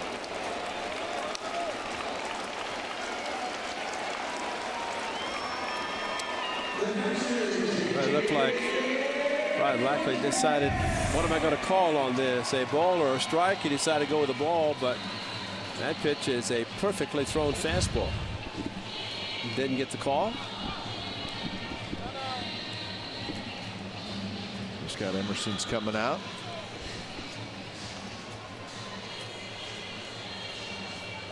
This could be to just give that A's bullpen a little time, as there is some movement down there.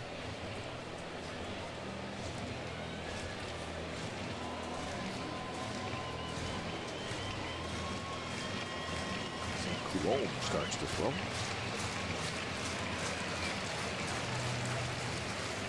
And he's warming up quickly.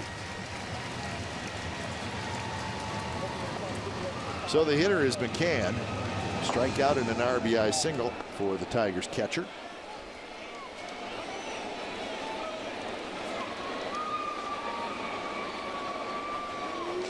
Two on, two out with a run in. Fastball for a strike on the outside corner, 92 miles an hour. 86 pitches for Gossett.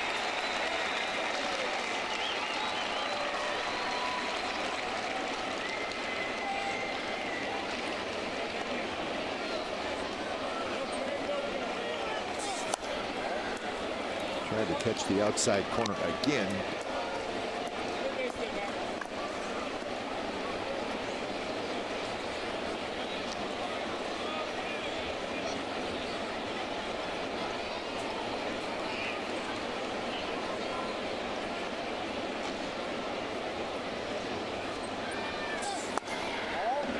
Just missed.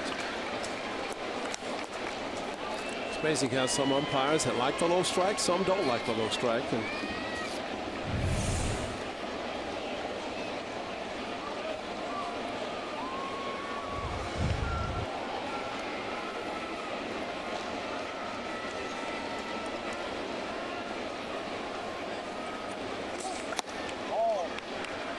now it's 3-1. And Gossett trying to figure out, how am I going to get a pitch called strike? pitch was called a strike to Ian Kinsler, same location. And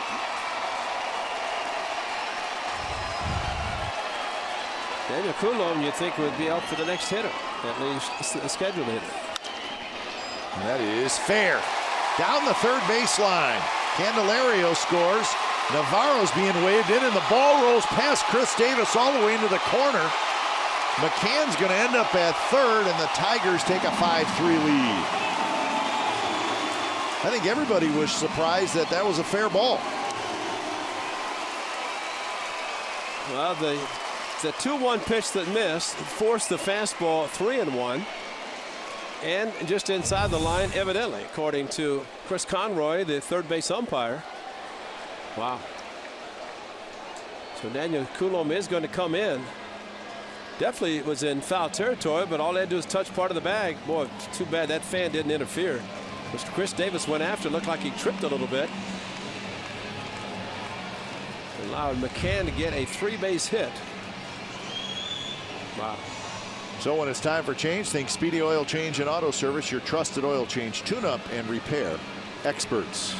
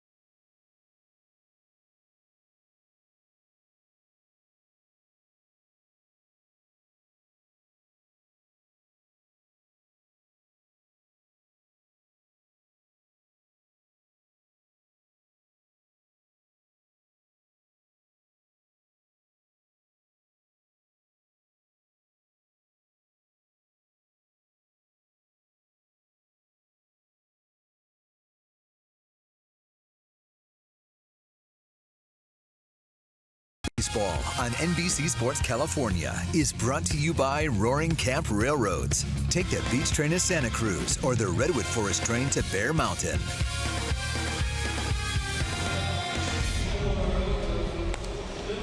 So the Tigers have scored 3 runs here in the bottom of the 5th inning to take the lead. Daniel Gossett was rolling along, but it's all said and done, gives up 9 hits and 5 runs in 4 2/3 innings. So Daniel Coulombe comes in, his 68th appearance, 2-2, 3.67 ERA. And we're going to have a Mikey Notak is going to pinch hit for Collins. So the Tigers go to a right-handed bat.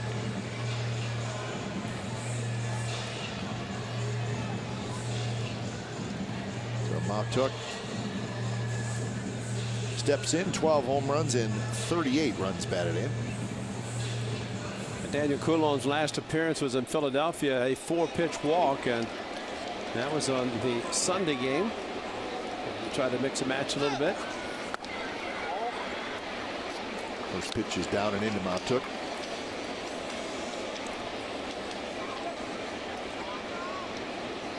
So McCann is the runner at third with 2 outs.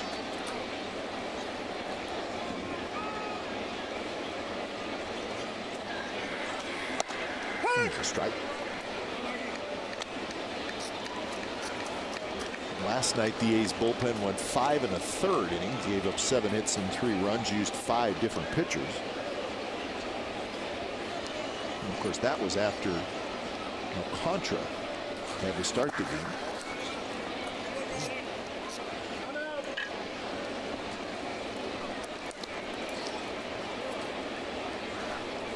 Hard curveball, nice block by Dustin Garneau, and this is important with a run at third base, moving to the left and moving laterally, keeping his body square to the ball in the dirt.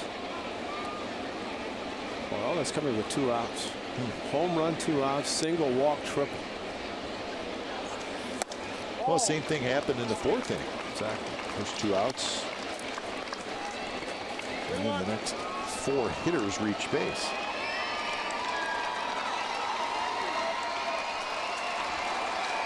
So 3-1 the count to Notak.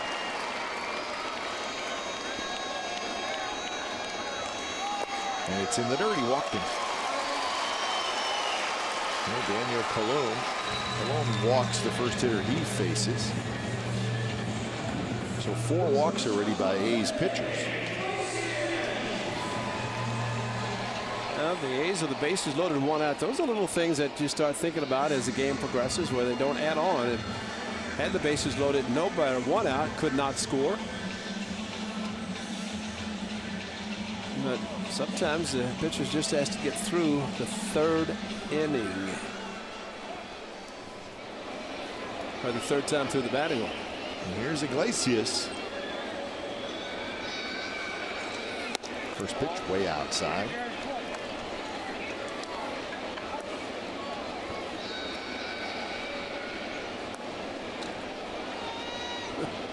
Iglesias with a single and a walk. There's your guy, Alex Gordon, with the home run for the Royals. Breaks the all-time single-season home run record. 5,694 home runs have been hit in 2017. Pretty interesting if you think about it. The interesting thing is how much baseball is remaining. That's a good call. This is only the 19th of September. Oh, through this week and next week. They may get to 6,000 home runs. Yeah. Who knows?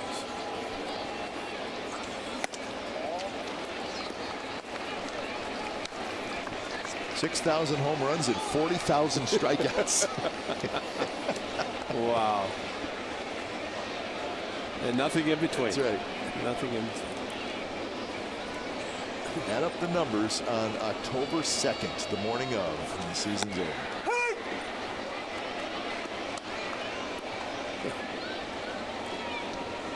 So 3-1 the count to Iglesias. And then you got to get in postseason. The playoff games are going to be 2-1, 3-2. That's right.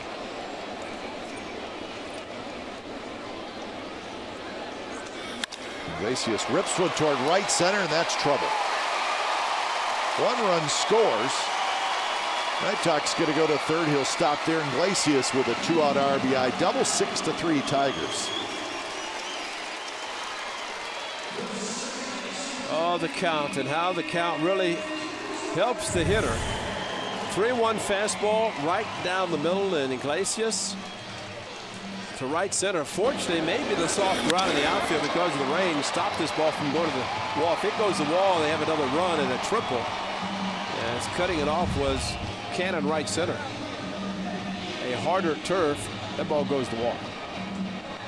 So Kinsler's going to be walked. And Alex Presley is going to hit.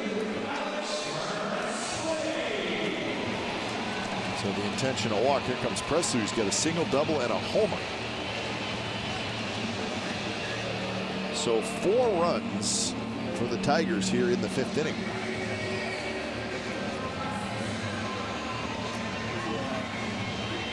So close the book on Gossett. 6 runs allowed in 4 2/3 innings.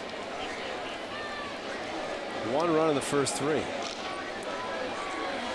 And the first pitch almost hit Presley. This is what Presley did leading off the inning.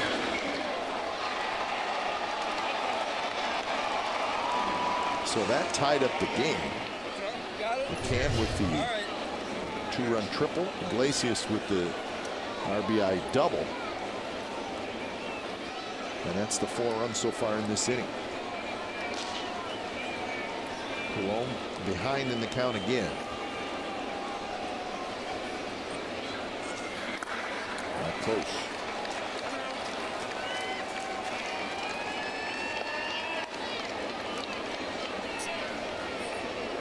So Michael Brady starts to throw. Took at third. Iglesias at second. Kinsler at first.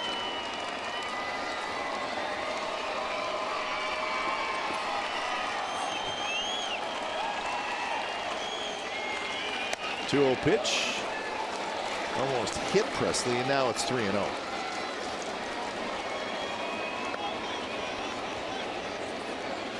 On deck is Miguel Cabrera.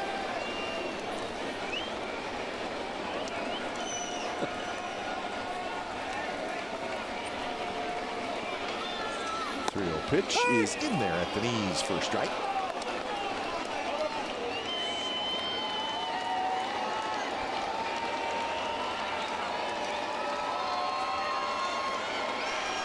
No place to put Alex Presley. This is a big at bat right here. And even bigger pitch, 3-2.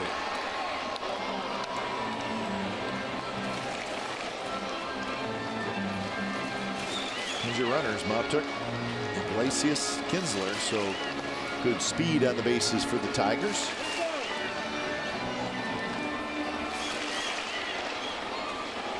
Three and two. The runners will take off.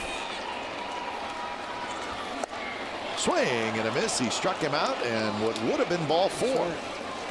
So when it's all said and done, it's a 4-run inning for the Tigers. We're going to the 6th. 6-3 Detroit.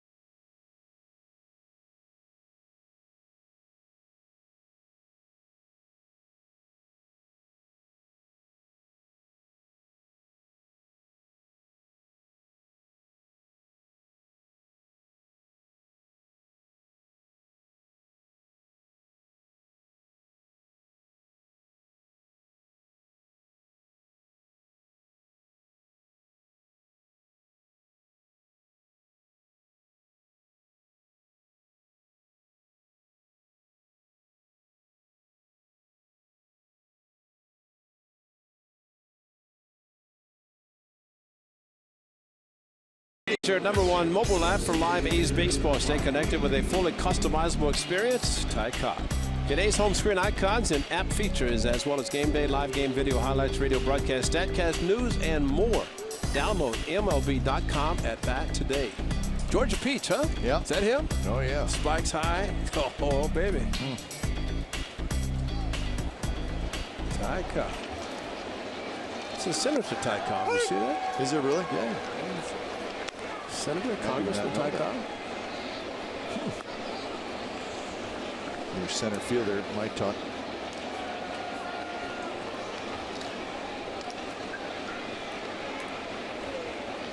Warwick Seipold has done a good job. Inning in 2/3, nothing. 3 strikeouts. Well, his curveball, the 12-6 curveball, that's his go-to pitch. Did it to Olsen, fouled it back, then throw him a fastball to strike him out. And Davis on a big sweeping curveball last inning. May come right back with another one to Ryan Healy. He did, and Healy rolls it foul, so pretty good overhand curveball.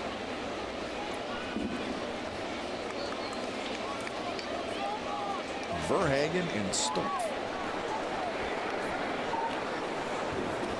Where's Artie Lewicki when you need him? He pitched last night. Come on, what do you expect, every night? Yes. I mean, you had 20 pitchers out there. You got to let them all Every pitch. night, Artie. Every night, Artie. I just want to say his name.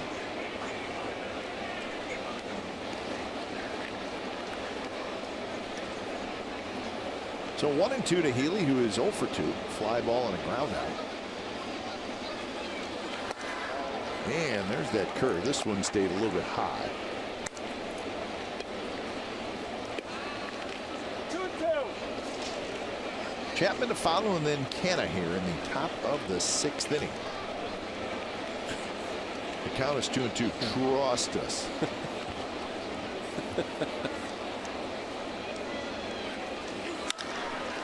And that is fair down the third base line. Candelario dove for it, could not come up with it.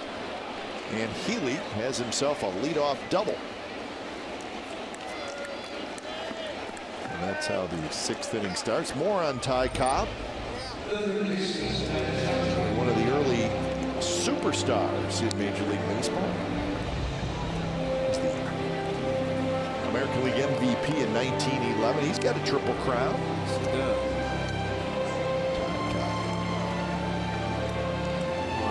Lots of stories about Ty Cobb. Who knows if any of them are true or not? 12 American League batting titles, a .366 career average. 4,189 career hits, second most all time.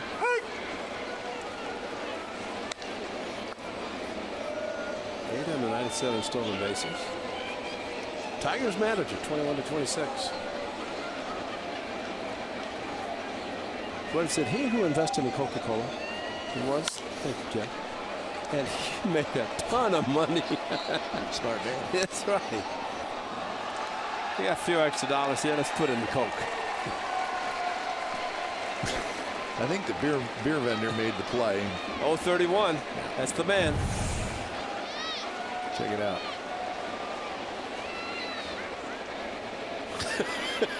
Right. I think if you're going to get the baseball, you got to buy something. Yeah, but there's a 2 beer limit, right? says right on it. You can't miss it. 2 beer limit. How many baseball? What was the baseball limit? I don't know. So Chapman does advance Healy to third, so 1 away. And that'll bring up Canna, so a RBI opportunity for Marcana. Get one of the runs back for the A's. Is that 2 at one time, or how are you going to know all night? Well, that's true. I think you can buy 2. See, that's it. That's your limit right That's there. your limit right there. And 2 different kinds. I mean, the guy takes the baseball, has got to at least buy some beverages. What is that, lemonade? And I don't think that's lemonade. I noticed that one, Rocky Mountain one. You mean Coors, the banquet beer? That's right. Only in Golden, Colorado.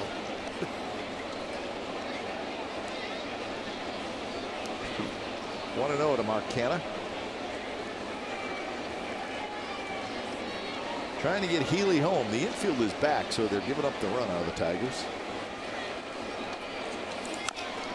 Off his foot, 1-1 the count.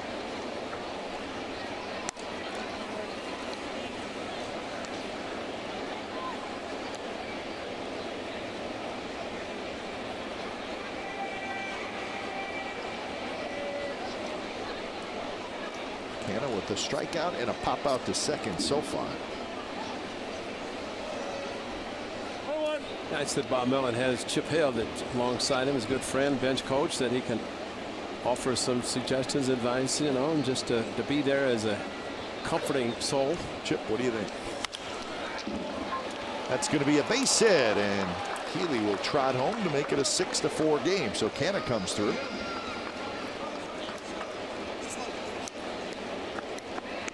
RBI number 12 on the year for Mark Canna. Well, run at third base, you're right. Brings the hands in nicely to the 93-mile-an-hour fastball. And that's going to be all for this young man. He pitched so well, gives up a run. He's gone.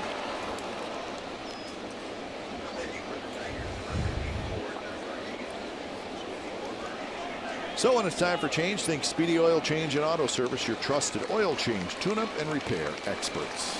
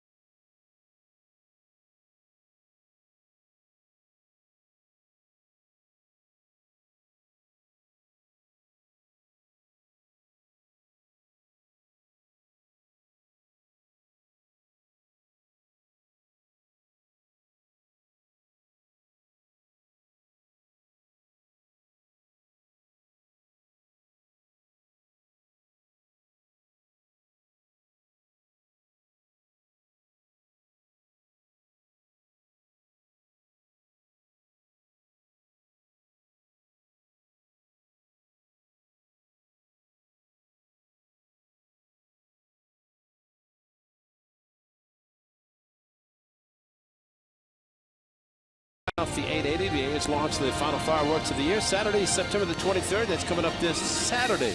It's for Star Wars Fireworks Night. Come as your favorite Star Wars character and enjoy the game versus the Rangers. Log on to athletics.com/fireworks for details. That's athletics.com/fireworks.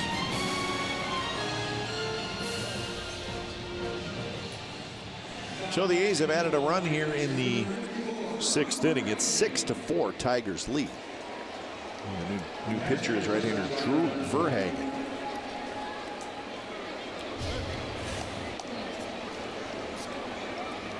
A couple of starts for Verhagen. 5.34 ERA. Tigers as a team have an ERA of 5.29. That's the highest in the American League.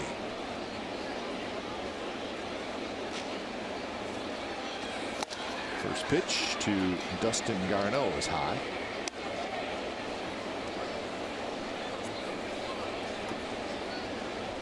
Single walk and a run scored for the A's catcher.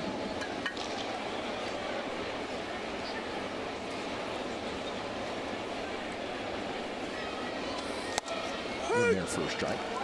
So Warwick Southhold goes 2 innings, gives up 2 hits, 1 run with 3 strikeouts.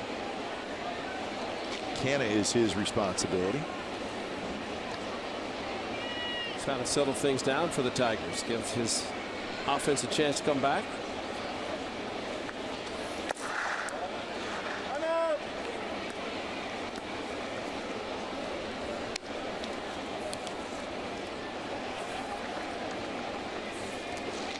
Verhagen, a starter in the minor leagues.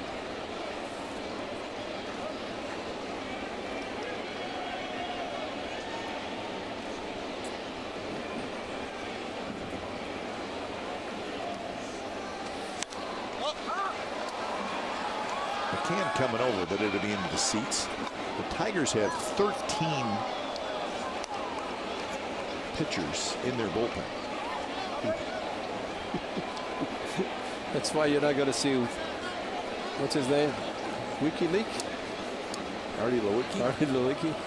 Not WikiLeaks, right? No. No.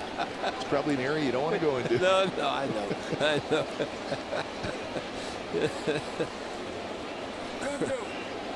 Artie Lewicki. So 2-2 the count to Dustin Garneau.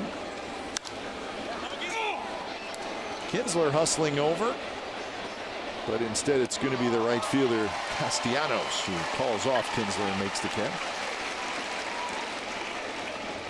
So 2 outs here in the top of the 6th inning, and now to the top of the order, Franklin Barreto. Barreto with a strikeout, a ground out, and a fly ball to the left. We're talking about the rookies seeing a lot of pitchers they've never seen. In the case of the Tigers with 13 relievers, maybe if you're a veteran, they're guys you haven't seen before. And that's what September baseball is all about. Well, there's a lot of names in that bullpen that, quite frankly, we don't know a whole lot about.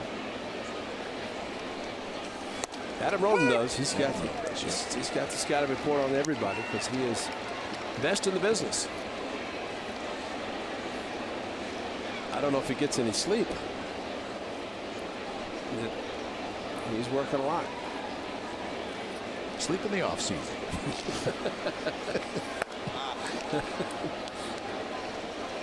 Hibernate.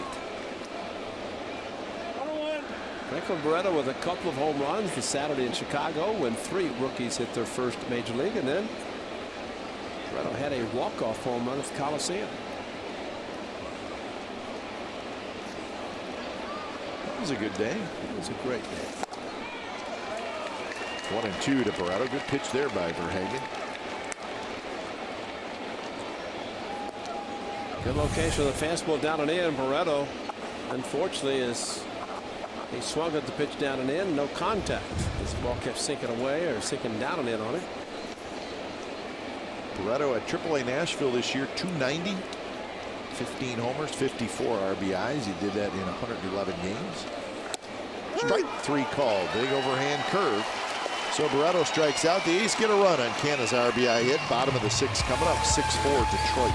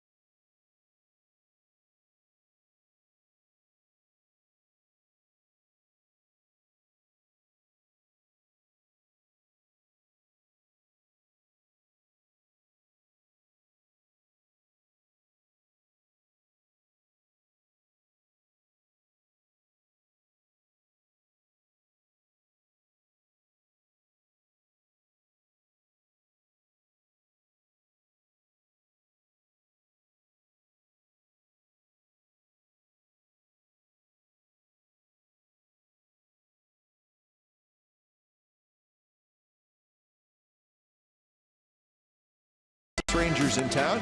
You can get a ticket in our value deck, a pair of authentic A's fans sunglasses, and a food and drink voucher. Also, we're also highlighting local artists for the 2017 Collector Series shirt cards. For details, log on to NBCSportsCalifornia.com. So the final homestand of the year is coming up. A's will be home after the day game tomorrow.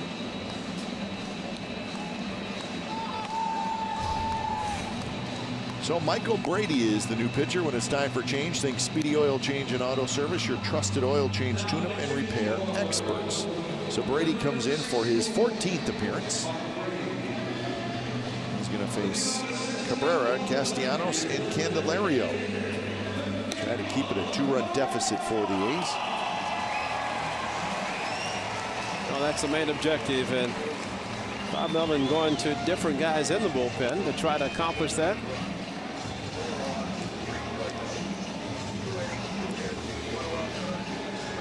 Daniel Coulomb goes a third of it. It gives up a hit, a couple of walks. Did get a big strikeout.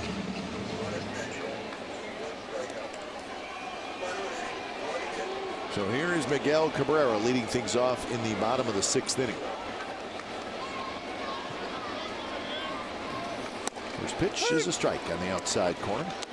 Cabrera 1 for 3. He had a base hit back in the 1st inning. He's 1 for 8 in the series.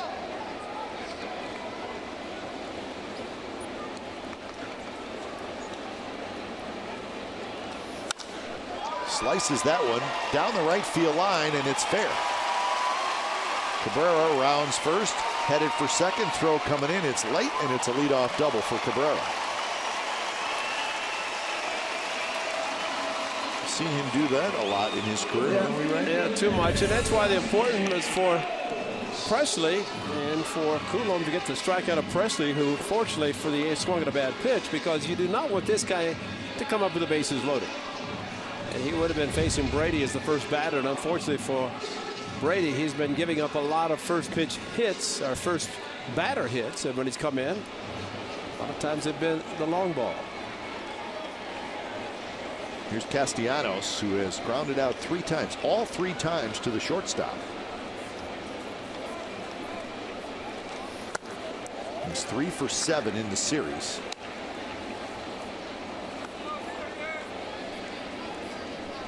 Having a career year, 23 home runs and 92 runs batted in.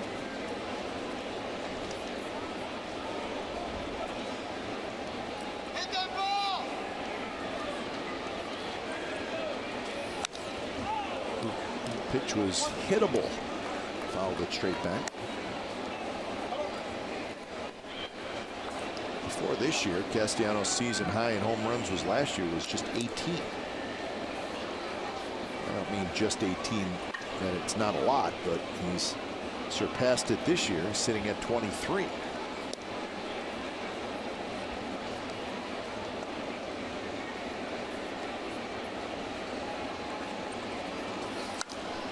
This one's popped foul back.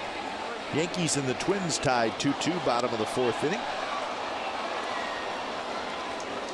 Red Sox Orioles 0-0, bottom of the 9th.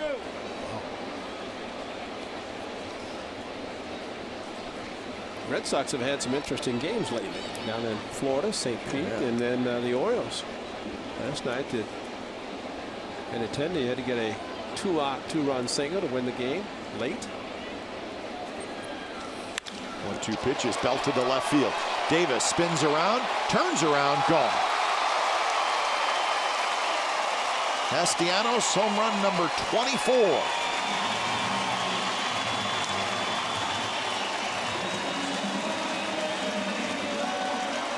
Now we talked about trying to pitch up in the zone. If you throw 95, 98, you can do it and get away with it, but they wanted to go upstairs, and that's where he threw it. With the velocity, 91. There are 2 strikes, not an overpowering fastball. You're really giving it to the hitter to allow him to hit a ball that hard when it's not overpowering. If it's 96, he may pop it up, he may ground out, but that was a big home run, and finally somebody reaches base. So RBI is number 93 and 94, and it extends his hitting streak to 16 games. That's the longest current streak going on in the big leagues. And he also gets on base for the first time tonight, keeps the streak alive in a big way.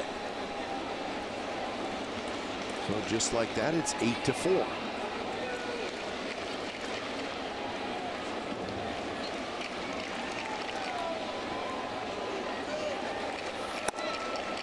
on the count to Jeimer Candelario, who's 1 for 3. Singled and scored in the 5th.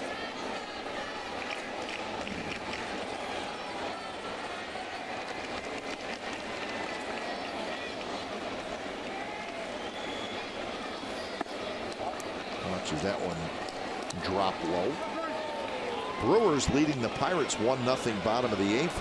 Brewers chasing the Rockies for the second wild card. Rockies will be in San Francisco tonight. Now it's 3-1.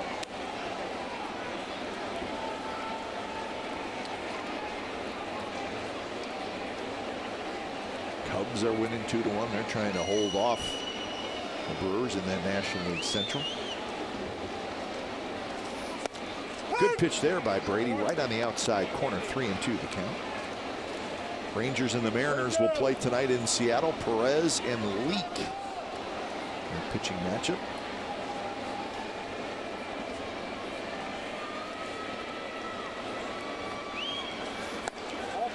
Three-two pitches low, and that's a walk. So that is walk number 6 tonight by A's pitchers, and we're only in the 6th inning.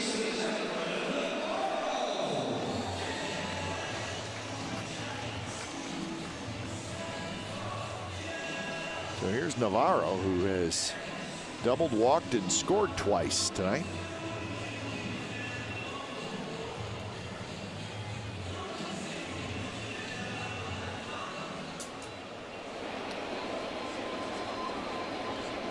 In the last 3 innings, Ray, innings 4, 5, and 6, the Tigers have had 13 base runners. I know it's been busy. That's a good word to describe It was the last 3 innings. Yeah. Busy, heavy traffic, with no stop signs. Green lights all the way. They've been going. It all started with 2 outs and nobody out in the 4th inning. How about that?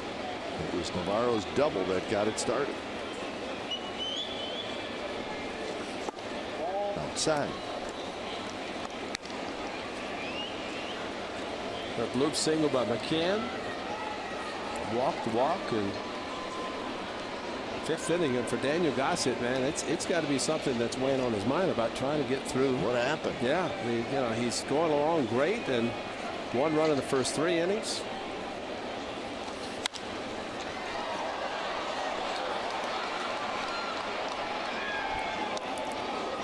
He was really pitching pretty well.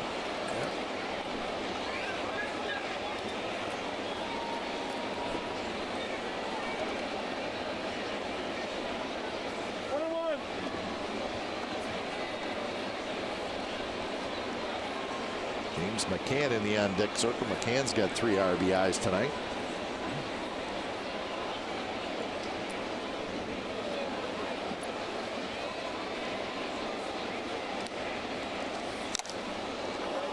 Got a pretty good piece of Garneau.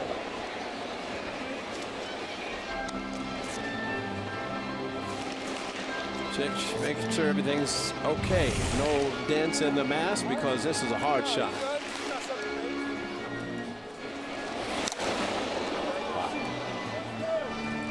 Hockey mask with extension down to protect the neck a little bit. That got it in the lower part. And the mask in the front.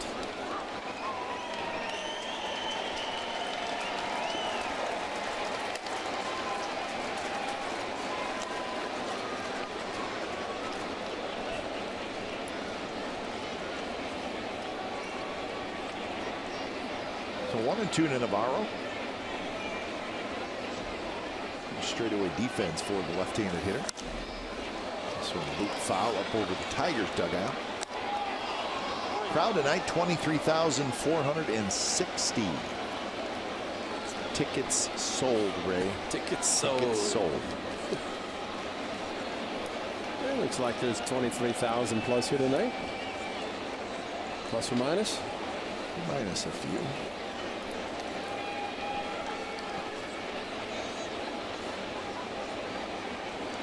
Series finale tomorrow. Might see some field trips out here, September.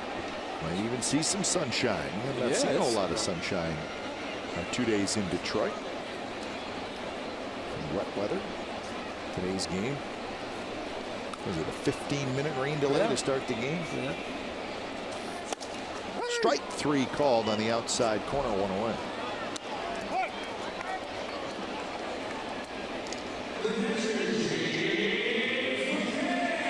So 6 strikeouts now for A's pitchers. That's a good pitch right on the corner. Yeah. Not wide tomorrow what he was looking for, but a good fastball outside location. So here's McCann. McCann's been tough on the A's tonight. Had an RBI single in the 4th and a huge hit in the 5th. A 2-out, 2-run triple. There's a strike. So his 3 RBIs raise his season total to 48. I don't know what kind of an effect it had, and probably didn't have any, but in his last at bat when he hit the triple, first pitch strike, and he looked back, shot it right back to Ryan Blackley, and after that there was a pitch down low, pitch that was a little bit up, that a couple looked like they could have been strikes. Good on the double play, not quite turned as Brady tried to grab the throw. The A's get the lead runner. That's Candelario at second base. Barreto. Oh, Ray, did he have a little more time to maybe make a more accurate throw? Yeah. Runner was on top of him.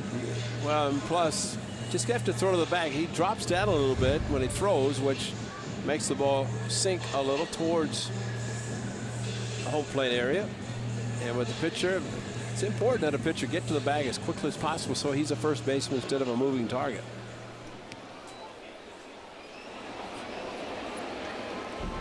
Here's Mount-Took. Blocked by Garneau as he had a long ways to go to block that ball. He does a pretty good job at that. Well, he moves nicely laterally, and that's the important thing about blocking balls in the dirt. Call a breaking ball, you know it's supposed to break sharply. You don't want it to be in the dirt, but you'd rather have it down there so it doesn't hang. For my partner, don't want those hangers. So.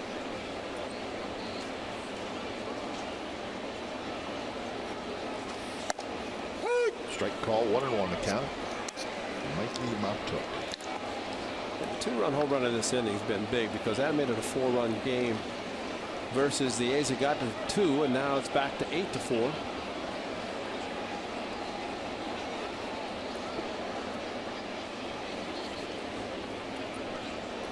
McCann with a very short lead at first.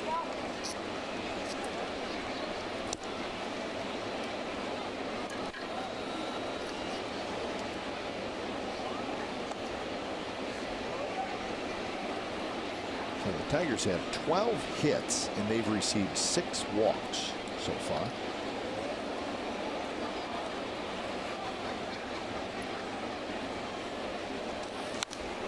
Foul to the screen. That was a hanger.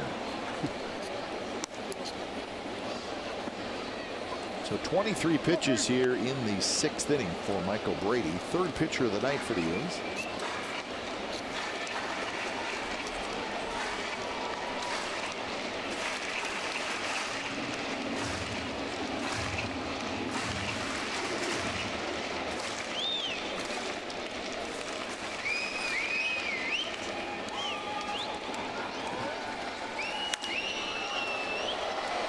On the left field line, Barreto and Chapman.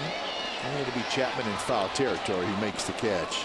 Nicholas Castellanos with a 2-run homer, his 24th of the year. So 8-4 Tigers after 6.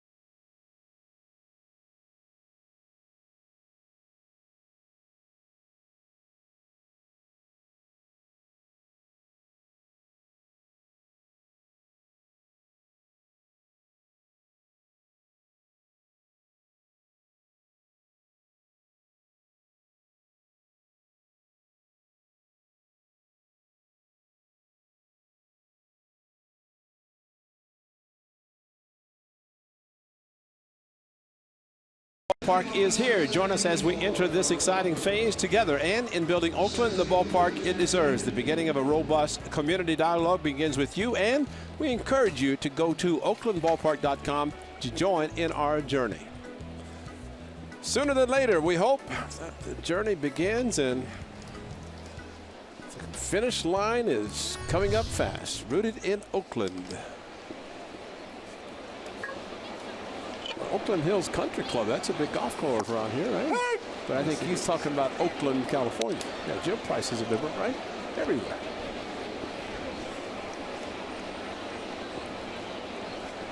Now, 7th inning with Pinder leading things off. Drew Verhagen back out there. You got the final 2 outs of the 6th inning. Pinder's 1 for 3. A single and a couple of strikeouts. A's have 9 strikeouts in the first 6 innings.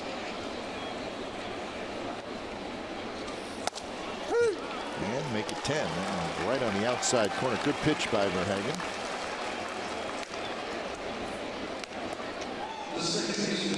But I think we have to hope that in the future this does not happen a lot, where you get 2 strikes on a hitter and takes a pitch that is there. And sometimes you think what a pitcher throws and have it in the back of your mind that he's going to throw a certain pitch with 2 strikes. But in essence, you look fastball, make an adjustment. If you do that, you got a pretty good chance to not strike out, especially taking strike 3. Well, 5 looking, 5 swinging tonight. Yeah. And it's usually more swinging. Not like that. Yeah, more swinging and a couple of taking. But I think throughout this season, and with as many strikeouts as there have been, you see a lot of called 3rd strikes, which is something that seems to be rare. It should not be that way. The team that has struck out the most this year in the major leagues is the Milwaukee Brewers. Hasn't really slowed them down a whole lot. Tampa Bay Rays are 2nd, and then the A's are 3rd. That's in all of baseball.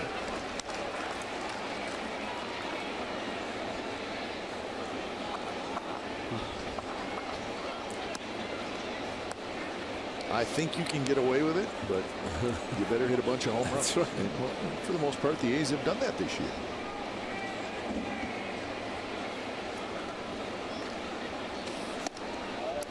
Two and 2 the count to Lowry.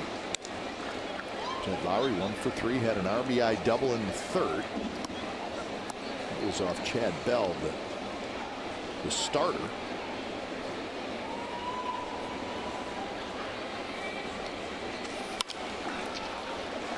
That's going to drop into right center field for a base hit. So Lowry's 2 for 4. Single and a double.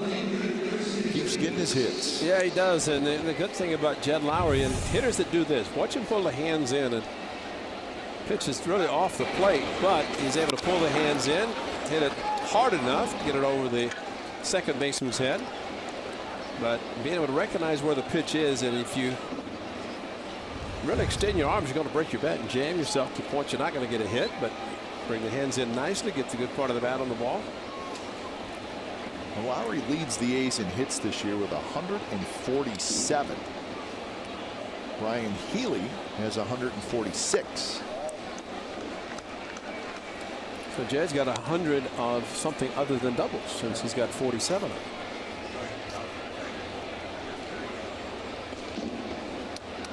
Here's Chris Davis, who's looking for his first hit. The A's now have 8 hits, 12 for the Tigers. Good breaking ball by Verhagen, and Chris Davis missed it. Alex Wilson, the right-hander, joins Stump.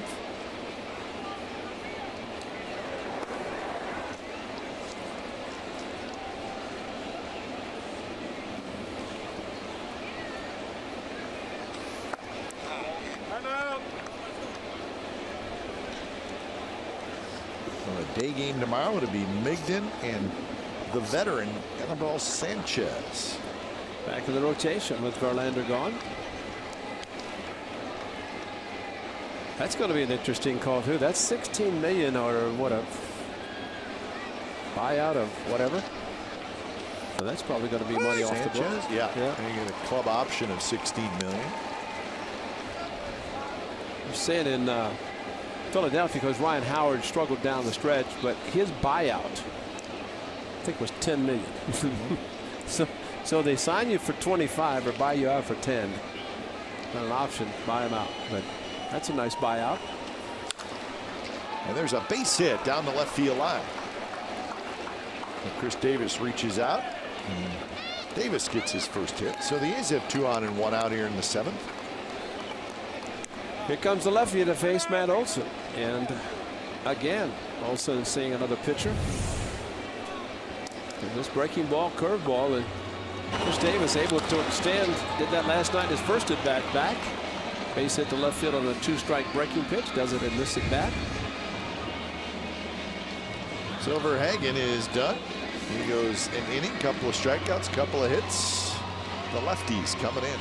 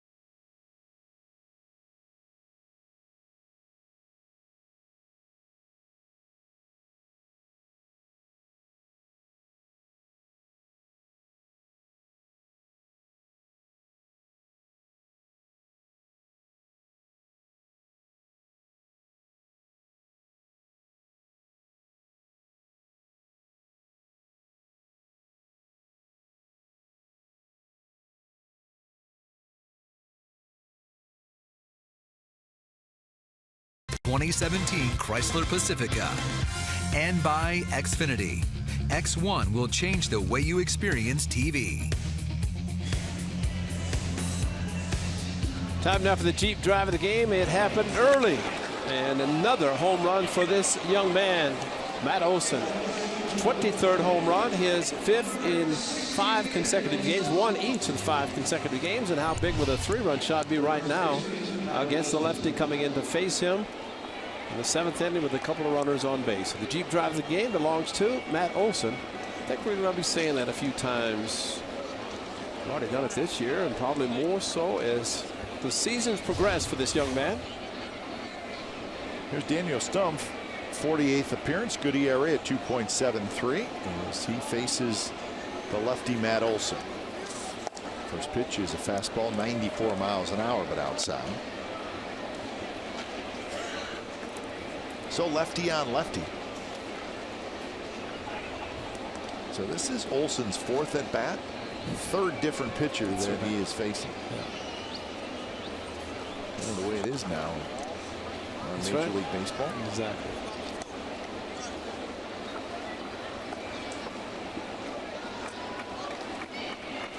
And it is going to be situational pitching against him probably throughout his career, especially if he continues to show the power numbers.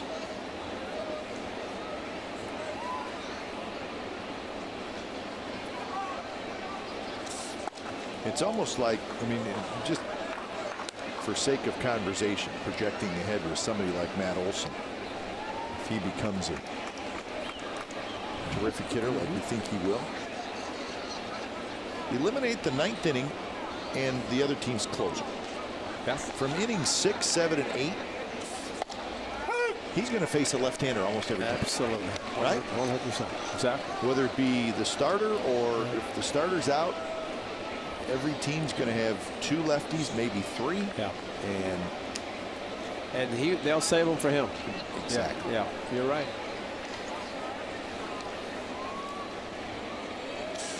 Three-one pitch. Good at bat. Takes outside. But you know, Cap, I think what Bob Melvin said in Seattle when Alvarez was the pitcher, and he said he's not a platoon hitter, player. And here comes Ausmus again.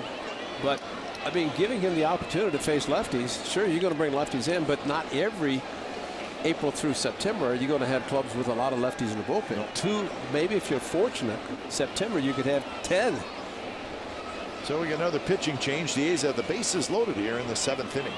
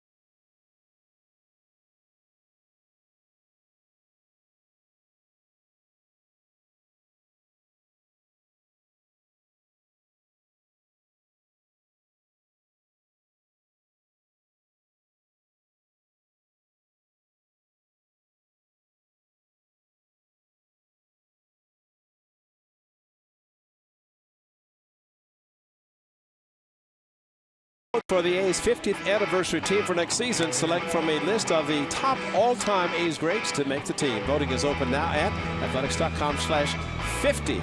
That's 50, 50, and will only be active until the end of the regular season. Once the voting period ends, the ballots will be tabulated and the honorees will be announced at a later date. The Oakland Athletics 50th anniversary team will be honored at events during the 2018 season. So athletics.com/50. That's 50, Jeff. 50. Here's Alex Wilson. A couple of wins, lots of appearances. This is number 64 for Wilson. Bringing in the big boys now. So here's Healy. Great shot for the A's here with the bases loaded and one out. Lowry's at third, Davis at second, Olsen at first.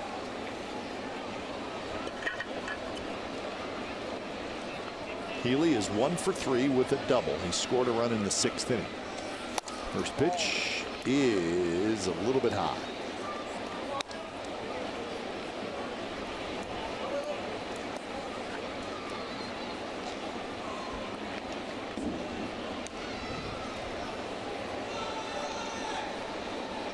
So Wilson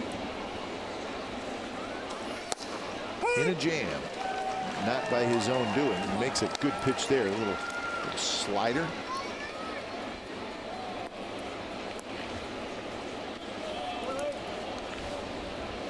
Well, this is where the A's have to really capitalize on something that is going to get better as the careers progress for these young players, but having the runner at third and less than 2 outs is huge.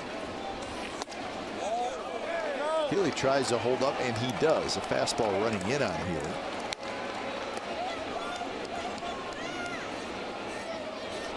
Healy was 75 RBIs this year.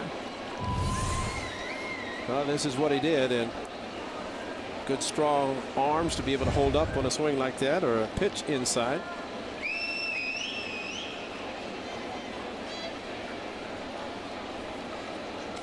Oh, 2-1 pitch, and it hit him. Wow. Or did it? How did he get out of that? So it did not hit him. The question now is, was it a foul ball? Well, they're saying 3-1 on the board, or we are anyway, and they are too. How did it miss him? I mean, that's right at his head. Came up underneath him, right between. Right above his arms. Above his arm. And between the bat and his hands. Watch where the ball goes. Between the bat. Look at that. Wow. And off the catcher's mitt, and runner does move from third. So and actually, just watch. Healy was looking at third. What are you doing? You know, it should be in second and third, maybe with the run in, but. So the count 3-1. It's grounded to short. Iglesias has it, juggles, and the throw to first. Not in time. What a break for the A's that time. Wow. Huge break.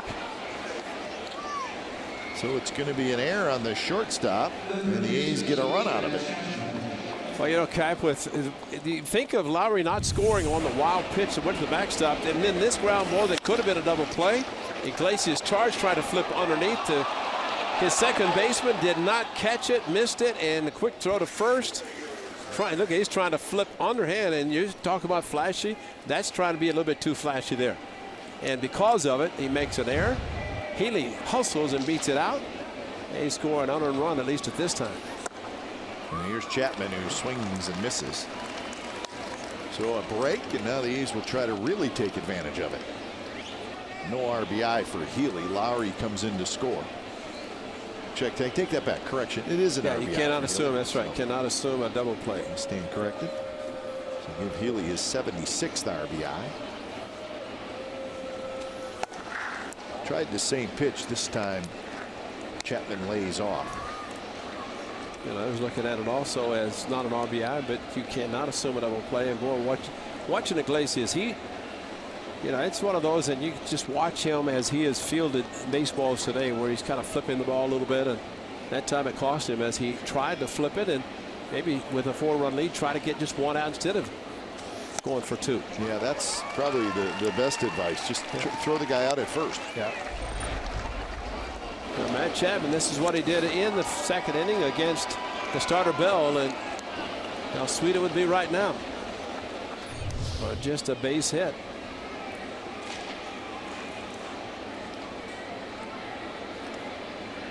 So 1-2. Ooh, strike three called.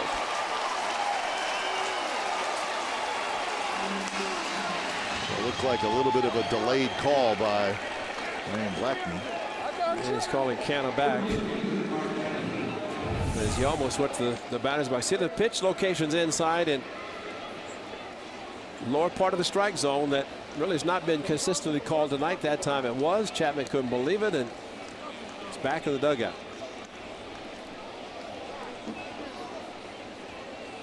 Wow. So it's going to be Matt Joyce to hit for Canna.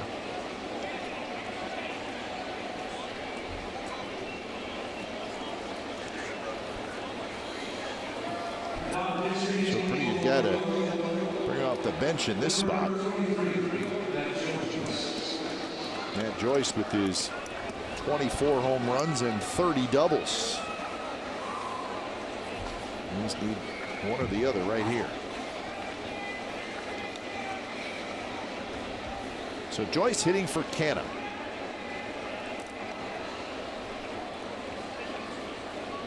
First pitch is rolled foul, so Wilson jumps ahead of Joyce, which is always important in these spots.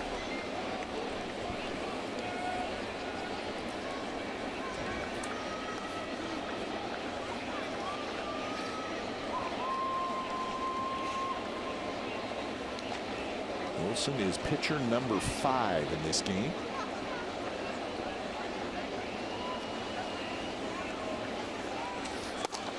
Fastball away, 94 miles an hour.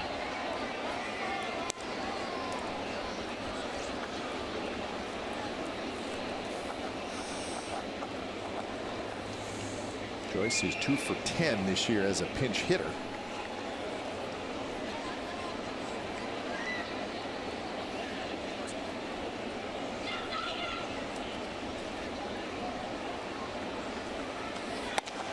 Missed inside, 89. Maybe a little cut fastball that time. It's been Bell, Southpole, Verhagen, Stumpf, and now Wilson.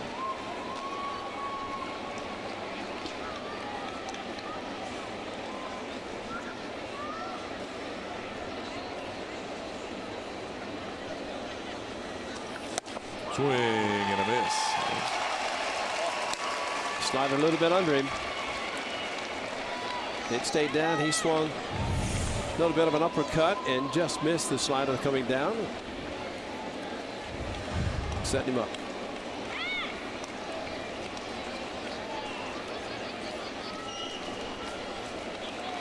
So 2-2, big pitch. Here it is. Foul, headed toward the upper deck and into the upper deck, and then it takes a big bounce downstairs.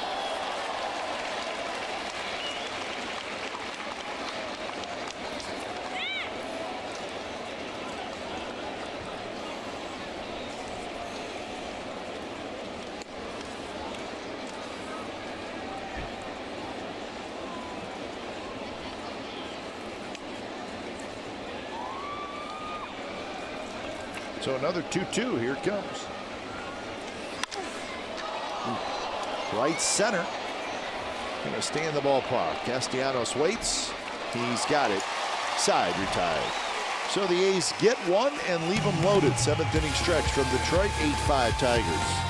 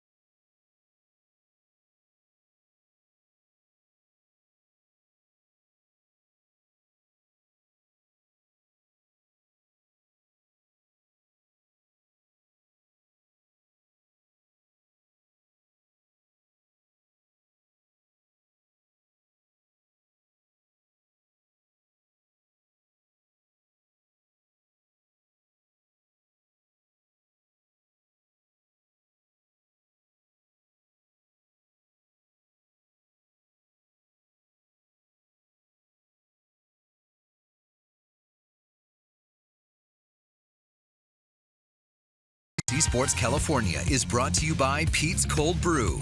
The true cold brew that's always cold, so it's always fresh. Pete's is coming in cold to a store near you. Welcome back to Comerica Park in Detroit. Tigers 8, A's 5. It's the bottom of the 7th inning. The new pitcher for the Athletics is Santiago Casilla. He's the 4th pitcher of the night for the A's. Casilla wrapping up his warm-up tosses. Appearance number 60 for the veteran right-hander. 16 saves and the ERA of 4.42. So the new right fielder for the A's is Jake Smolinski. So Canna was pinch hit for by Joyce, and then Smolinski heads out to right field. Well, it's good that Smolinski is able to play defensively. Did last night in center, tonight in right, and have to wonder about Matt Joyce's hamstring, if he could pinch hit but not really play, or if he's just a pinch hit and gets the rest of the night off. Here's Iglesias. Takes the first pitch strike. Ground out walk, RBI double for the Tigers shortstop, Jose Iglesias.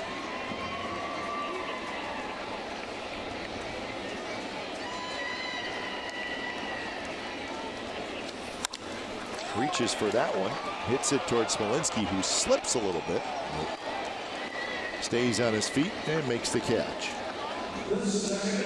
So one away. Here's Kinsler.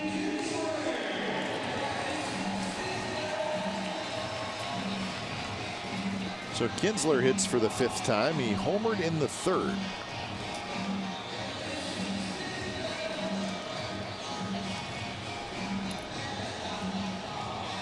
Kinsler now 20 home runs on the year. In his career, Ian Kinsler has 232 home runs.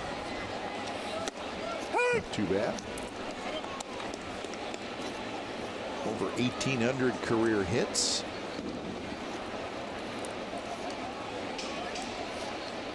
Most home runs in a season, 32 with the Rangers in 2011.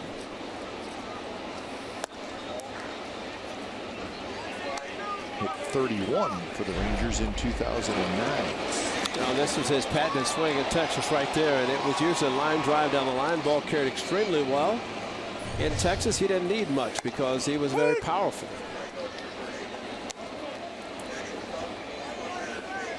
And his swing, I mean, it certainly looks like a pull hitter swing, and he is for the most part. Exactly. Absolutely.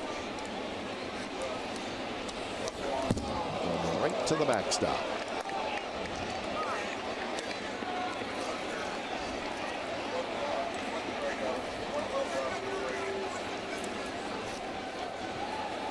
So 2-2 the count to Ian Kinsler.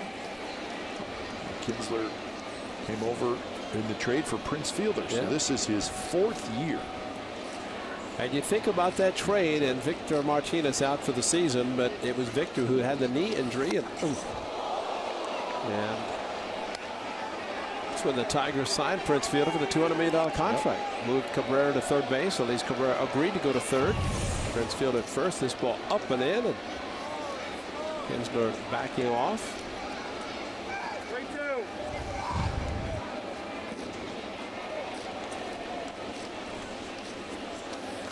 Swing and a miss on a high fastball. So Kinsler strikes out.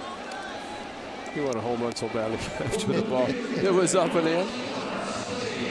Yeah, when that trade was made, obviously there was a lot of money left on the Prince Fielder contract. And then he had to retire. Hope they had a good insurance policy, somebody. Hard to come by, especially the cost you have to pay or the amount of money you have to pay. And the Tigers had to send the Rangers, I believe it was $30 million spread out over 5 years, maybe. That's too bad, because Prince wanted to pitch or wanted to play, and unfortunately a neck injury prevented him from doing that. But all he could be is a cheerleader now. 1-1 the count to Alex Presley, who's had a big game. Single, double, homer, and a strikeout, so he's 3 for 4.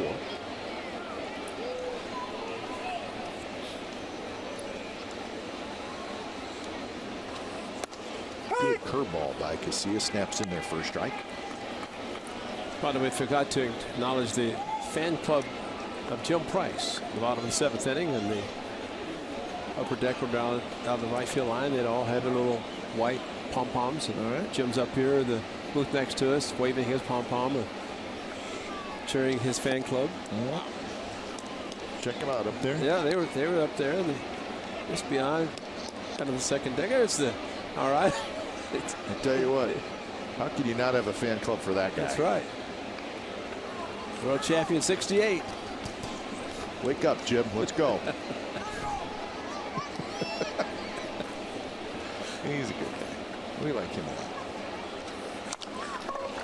Right back to Casilla. Casilla throws to first.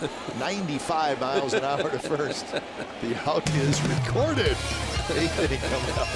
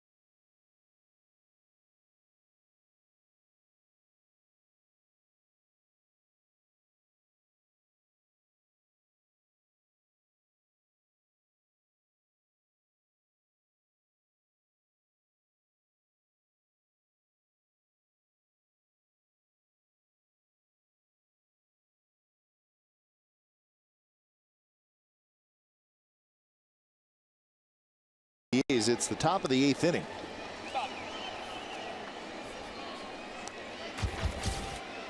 Tomorrow it'll be Daniel Migden and Anibal Sanchez. Of course, Migden coming off that shutout in Philadelphia. Quite a performance. And Anibal Sanchez, who has had a good career and was important to the Tigers in those series when they were playing the A's, but he has struggled the last couple of years. Final year of a big contract for Sanchez. So that is tomorrow. You can listen to the game on 95.7 The Game or watch it on the MLB Network. Joey Wendell will hit. Wendell is pinch hitting for Dustin Garneau. And Alex Wilson is back out there.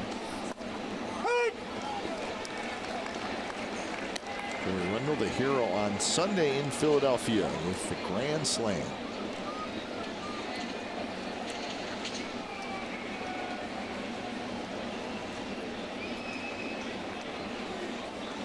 Garneau had a single, a walk, and a run scored while he was in there. This was Sunday in Philadelphia. Slider down and in. Gone. At home, fans, friends, and family, everybody got to cheer their hero. 45 minutes from Philadelphia, his new home that he got a chance to see. So 2-2 the count to Joey Wendell.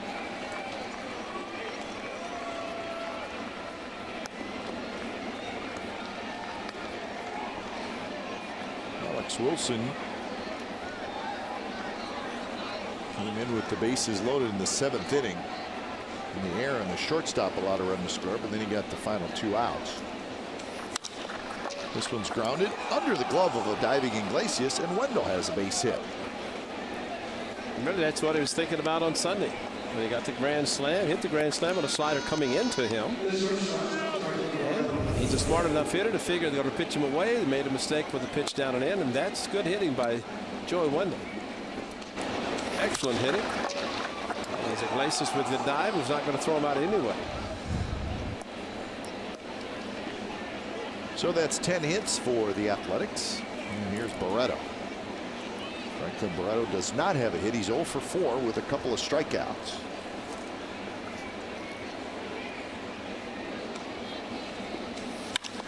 That one is line to right. That's a base hit. That's his hit. That's him. That's the way it should be done. He knows it. Even Miguel Cabrera probably cheering for him. High breaking ball, opposite field hitting, very, very hard. Looked like it planned all the way when he saw the breaking ball. Shot it to right field. That's a great swing.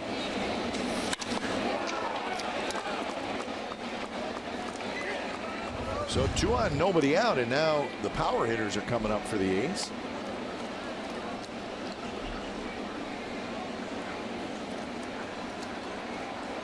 So here's Pinder. Pinder is 1 for 4, a single and 3 strikeouts. And the first pitch is low.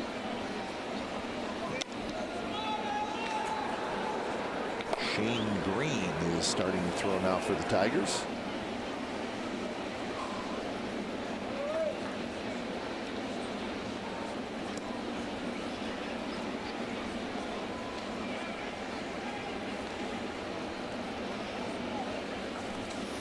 Swing and a miss.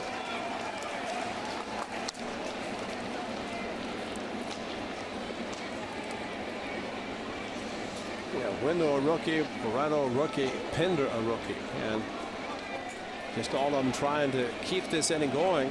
And A's down by 3 with a couple of opportunities remaining.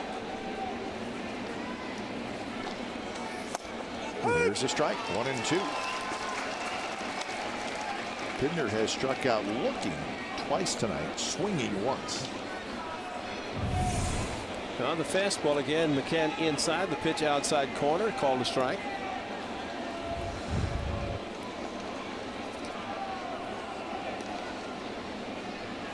So Pinder behind in the count.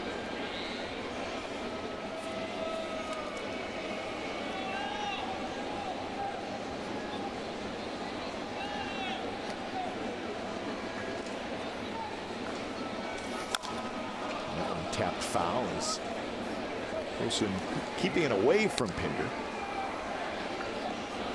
A's have stranded 9 through the first 7 innings, so they've had a fair amount of opportunities tonight.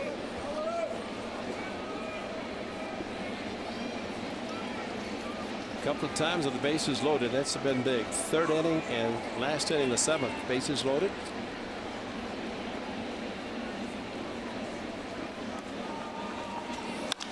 And there's a base hit left field. Here comes Joey Wendell. He'll get to 3rd and stop there. So now the A's are in real business with the bases loaded and nobody out. It's almost like he was waiting for the slider to come, and he got it with 2 strikes. And that speed sped it up just enough to hammer it to left field. This slider stayed right there for him, and a very, very good job of hitting by Chad Pinder. So the 3 rookies have done their job to load the bases. Now you got a couple of veterans coming up in Lowry and Chris Davis.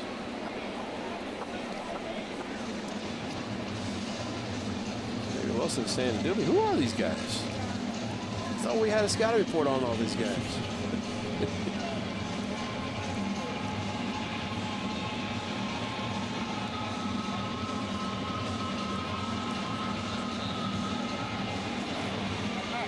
So Rich Dewey heads back to the dugout. They'll stay with Alex Wilson.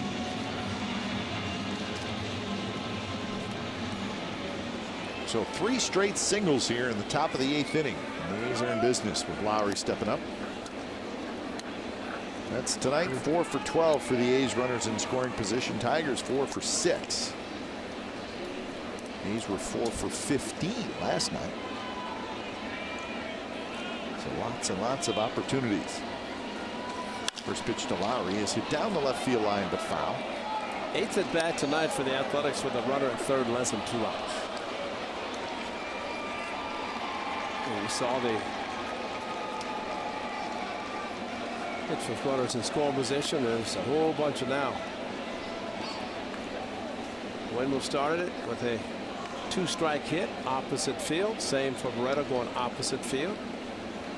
Pinder with a 2-strike slider, base hit to left field. That one deep to right field. Castellanos is back, and that baby's gone, and the A's have taken the lead.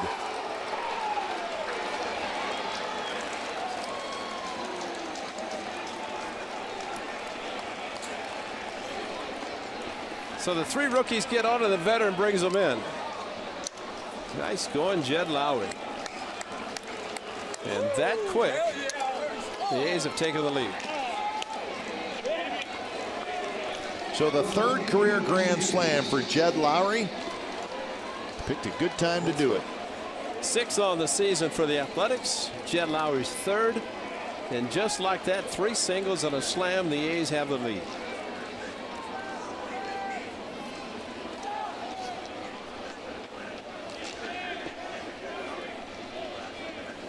So still nobody out, and here's Chris Davis. So a 5 RBI night for Lowry. Give him 64 RBIs on the year, and that was his 14th home run. Wow. Well, bases loaded. Alex Wilson right down the middle. And Jed Lowry, I think, knew he had it all the way. Great swing. So much for 47 doubles. Take the slam. Bring in 4. Outstanding play.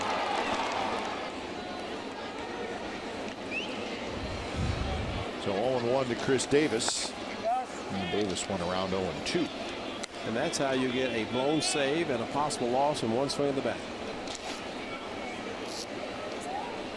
So Lowry, a great job of bringing in the guys, but man, what a job that Wendell, Barreto, and Pinder, all rookies, did to get on base to set the table for Jed Lowry to bring him on home. What's also happening, Ray, is Alex Wilson, who is one of the Tigers' better relievers, right? He's the guy that's going to pitch in the 8th inning. That's right. He's thrown 31 pitches, which probably eliminates him for tomorrow's game. Now, granted, there's 13 relievers down there, but swing and a miss. So Chris Davis strikes out. And that's the first out here in the top of the 8th inning.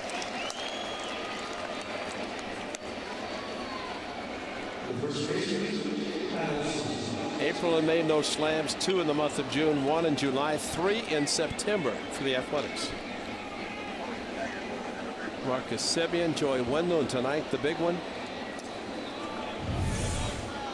And his pitch right on the inner part of the plate at 89. The inside corner. And Brad Ausmus looks like with the lefty, and Kat, to your point, Matt Olson, another lefty. Yep. Probably going to face it. So Wilson gives up the grand slam to Lauer, and he gives up the lead. So the A's lead 9-8. Another pitching change here in Detroit.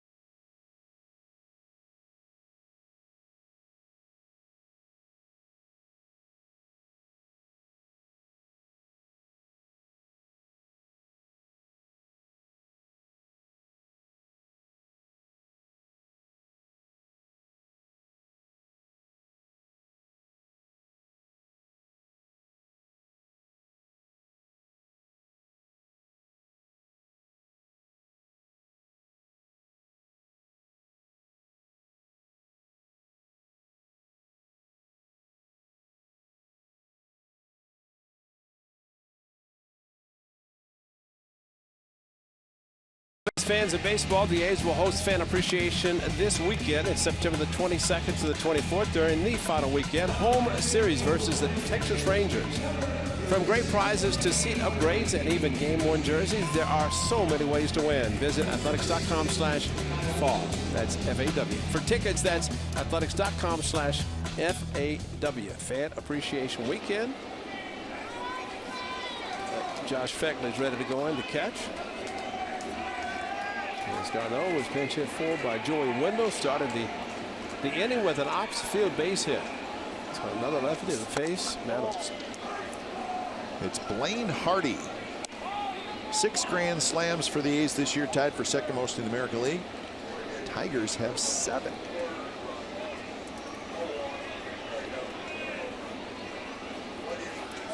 So Blaine Hardy, second pitch to Olson, is popped up behind first.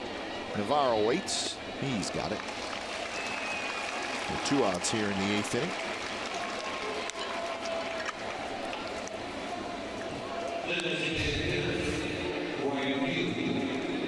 Blaine Hardy 1-0, 5.90 ERA. Boy, a lot of high ERAs.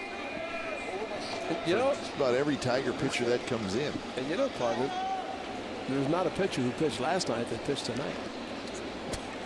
I mean, he's in the bullpen. What? Let's let people know you're not talking to me. No, I'm telling you, Jeff is going, what to me? And I'm going. I don't want people to think we're not getting along. No. No. Buddies for life. Keep down, Jeff. We gotta keep our fine stage manager Jeff on top of things here. Jeff's an A's fan right now, though. I know that. He was clapping. Did you hear him clapping? Yeah. Cheering with a grand slam. Tigers fan rooting for the A's. That boy, Jeff. 2-1 the count to Ryan Healy. There he is. Jeff, look at yourself on TV. It's our man. We call him Mr. Positive. Happy. 7 Dwarfs, he's happy. Got a close-up of you, Jeff. It's pretty good. Got a close-up of you. Look pretty good. So 2-2 the count to Healy, who's 1 for 4.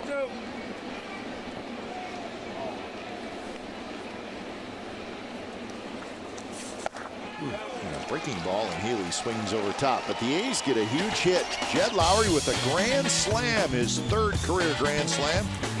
And it turns an 8-5 deficit into a 9-8 Athletics lead. Bottom of the 8th coming up. A's lead by 1.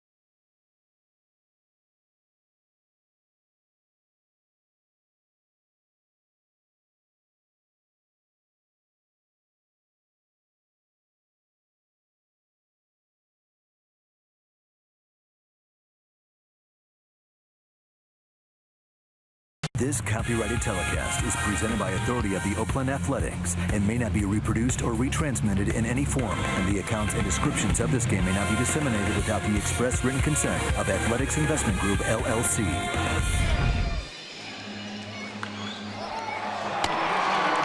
Game summary brought to you by your local Toyota dealers. Crazy game. The A's once led 3-0. Then they were trailing by a score of 8-4, and now they lead again 9-8, thanks to the grand slam by Jed Lowry.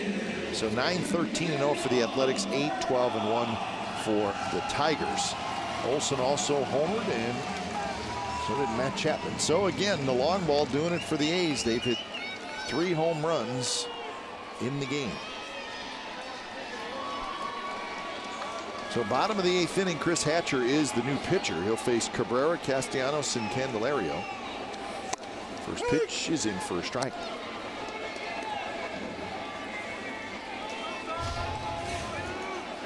So Hatcher getting a pretty good opportunity to pitch the 8th inning since he's come over to the Athletics. Josh Phegley is the new catcher for the A's.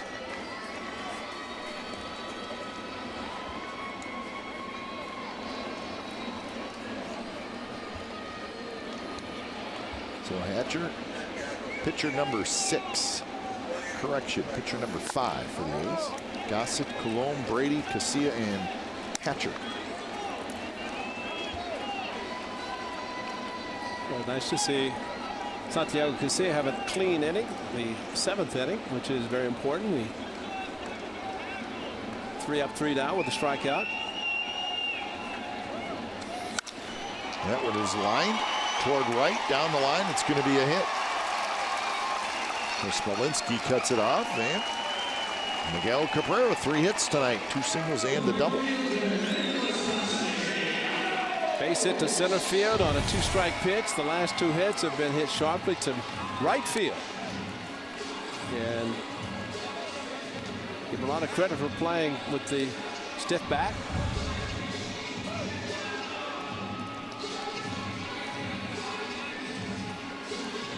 So Cabrera with the leadoff single. Here's Castellanos.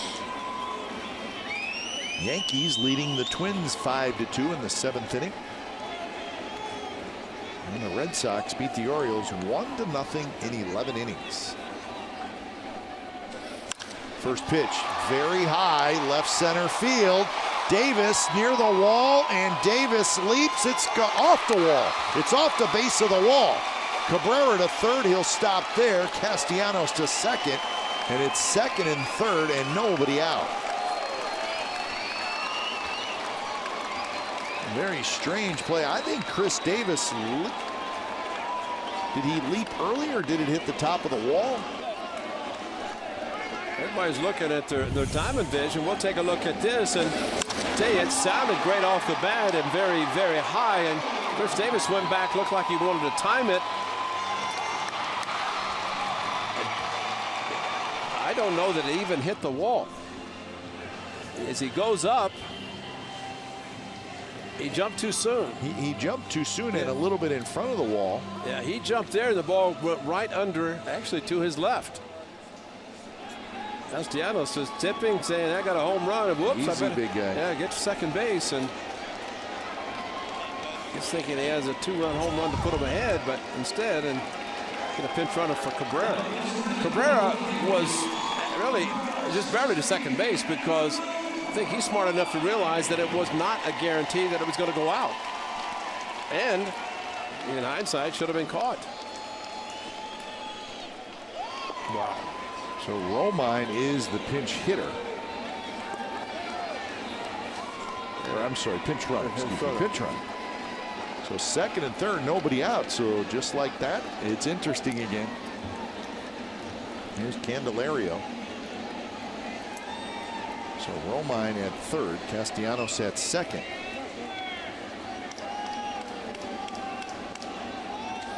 First pitch is a fastball on the outside corner for a strike.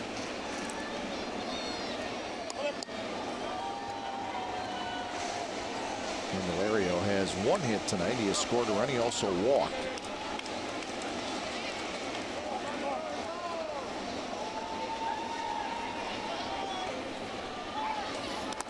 In the dirt, nice block by Fegley. After Candelario to be Efrain Navarro. Well, the game that Fegley had in Philadelphia over the weekend was outstanding, doing exactly that, blocking balls, and that's huge with a runner at third.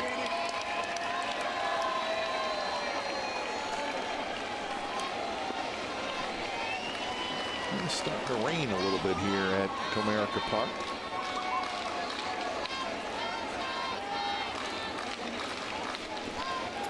Well, they said 11 o'clock, 35% chance, and it's approaching 11. 1-1 pitch.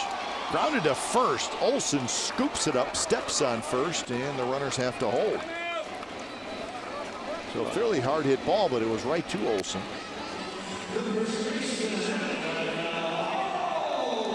One out.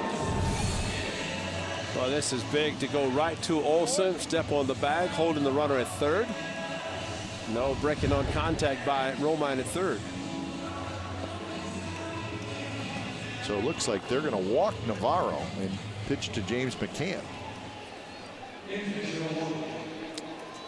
And it's Bob Melvin going to the mound.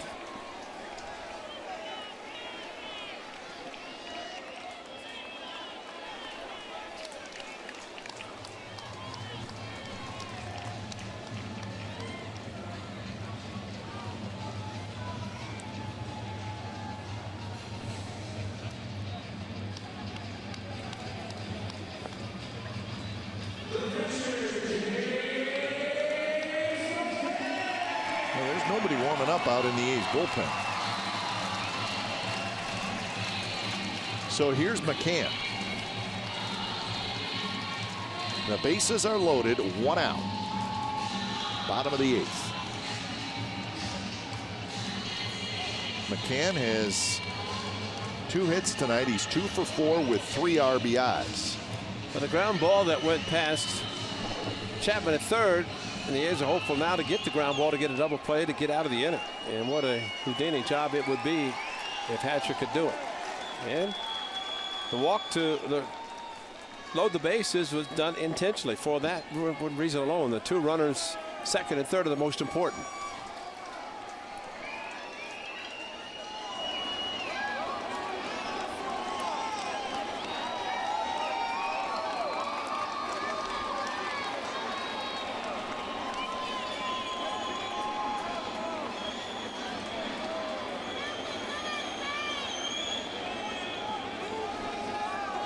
First pitch to McCann. And a good rip on a fastball, fouls it straight back. So McCann got a fastball. Bases loaded in his career. 174 is the average. But 2 of the 4 hits, grand slams.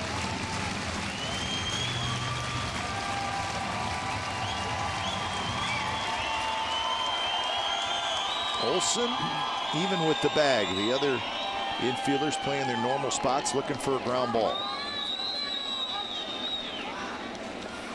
Swing and a miss on a fastball that was running in on McCann. 94 miles an hour. Talk about tying up somebody. Wow.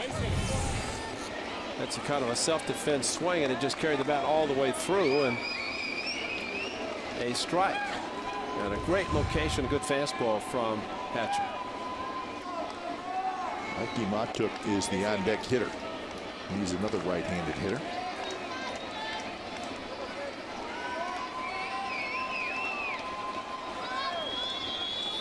Oh-2 pitch, and it was another fastball well in off the plate. And this time McCann just got a piece of it. And knocked the mask off of Josh Phegley. Just barely. Tried to bring the hands in, could not. Just got a piece of the ball.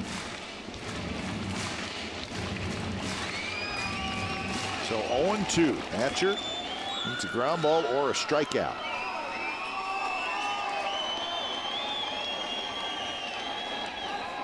Just a little rain, not much. 0-2 pitch, swing and a miss on a high fastball. Up around the eyes, and Hatcher gets the big strikeout. And the hardest out is to get right now. But this is a great pitch on a high heater. And really, the pitches to McCann, 2 of them weren't even strikes, but he swung at both of them. One almost hit him, and then this one up and out of the strike zone. He saw 4 pitches. Yep. The first one was a strike. The next 3, no, they weren't. That's right. He swung. That's right. The one that foul ball brought the hands in. That was off the plate. So a big out right here for the A's to get.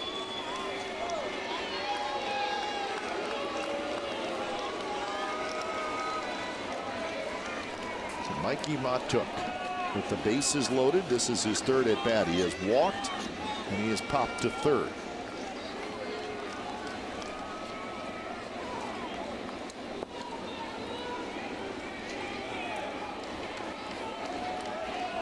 Three for 16 with the bases loaded in his career.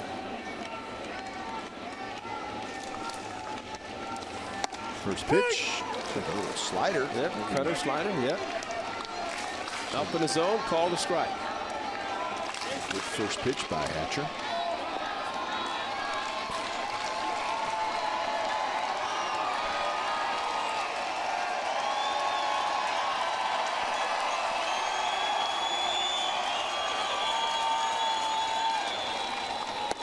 Pitch.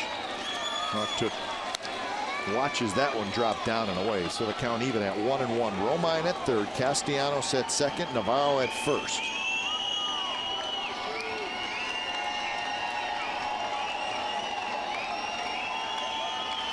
Feels like the 9th inning. It's only the 8th.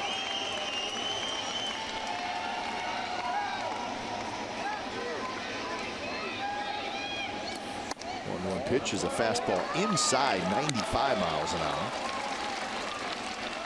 And Hatcher throwing hard.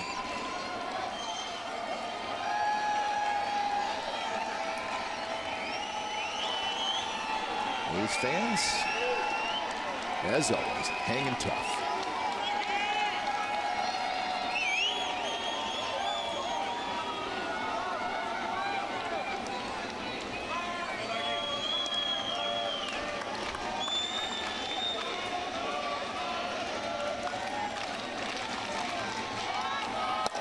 Pitch, good one in there for a strike. Well, what a great pitch, because if that's a ball, it's 3-1, but slider from Hatcher right on the corner, perfectly thrown, no chance to hit it.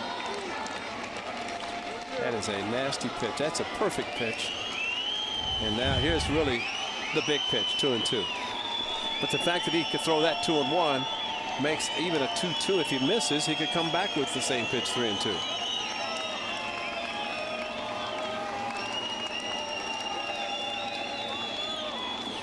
2-2 pitch, a high fastball. He just got a piece of it and fouled it back.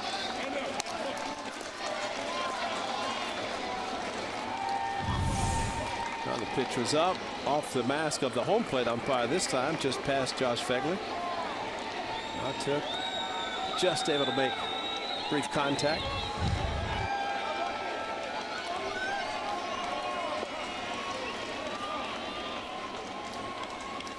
The 31st pitch coming up from Hatcher here in the bottom of the 8th.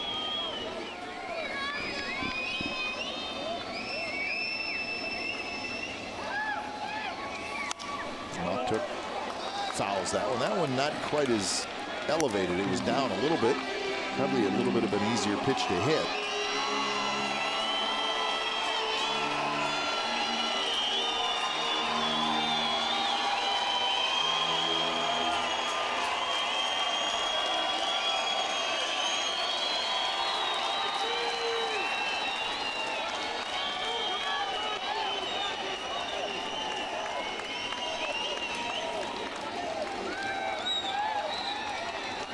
Phegley with the sign, 2-2 the count. Bases are loaded here in the 8th.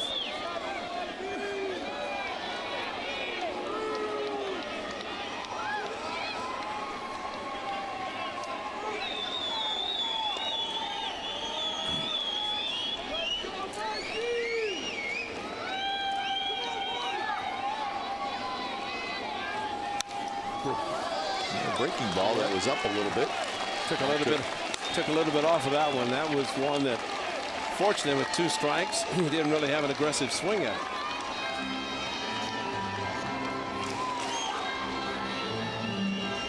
Another 2-2 pitch upcoming. Fastball up and in, maybe try to get him to chase like McCann did. Then slider away.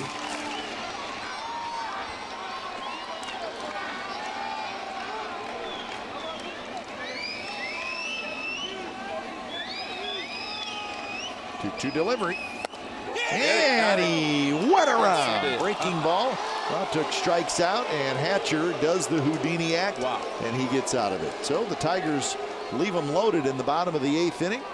As we head to the 9th, the A's hanging on. It's a 9-8 game.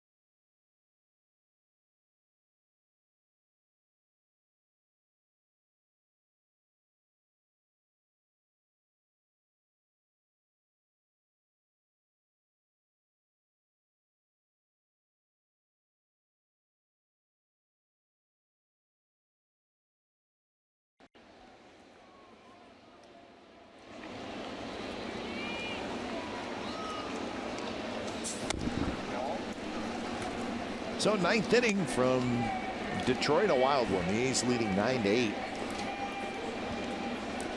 As Matt Chapman leading things off against Hardy, Blaine Hardy. Check swing on a slider, 2-2, and appeal to first base, and it was the first base umpire Jerry Mills that called this a strike. And the bat really didn't go forward, but enough of the body did and the bat with his hands, and enough to be called strike 3. A huge strikeout for Chris Hatcher.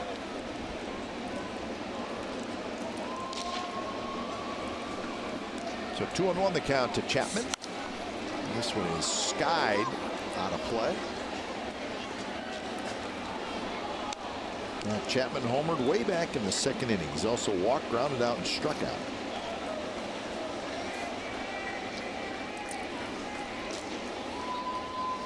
Nine runs, 13 hits for the A's, 8 runs, 14 hits for the Tigers.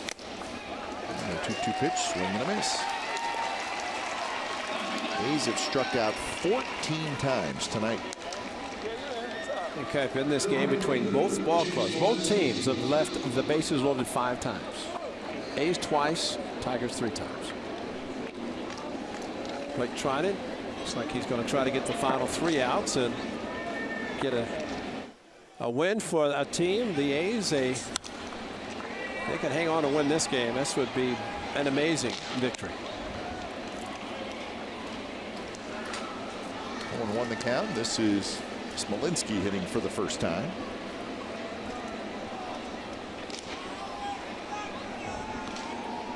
Now he's grand slam, the big hit.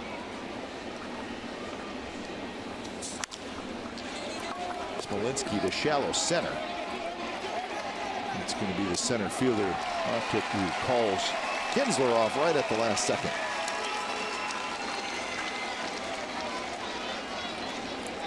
So 2 away, and Fegley's going to get in that bat.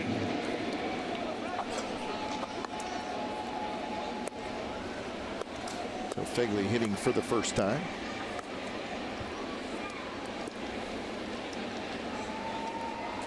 Trinan getting loose for the A's, and for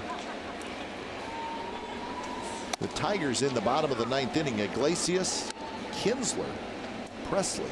Maybe the most important thing is Miguel Cabrera is out of the game. That's true. Good point. And he's out of the game because a pinch runner was brought in for him when he got to third base and nobody out. So pinch running for him in that spot, obviously the right thing to do. Because you thought you're at least going to tie the game and maybe take the lead, and especially on a ball that may be in the air, but Hatcher got a ground ball and a strikeout and no chance for the runner at third. So 2-1 the count to Fegley.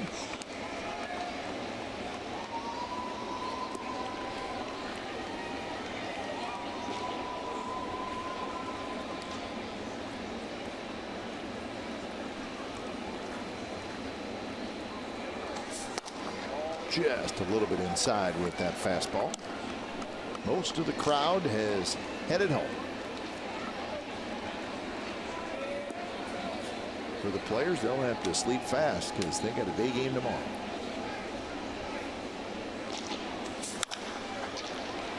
That one's going to get down for a hit. So Fegley, in his first at bat tonight, has himself a base hit. It wouldn't be a bad idea to get a run or two if you could, to take it in the bottom of the 9th inning. Right now 2 outs in the top of the 9th. And how about the 9th spot in the order for the A's? That's right. 3 singles, a walk. So the 9th spot, which has been Garneau, pinch hitter Wendell, and now Fegley, been on base 4 times.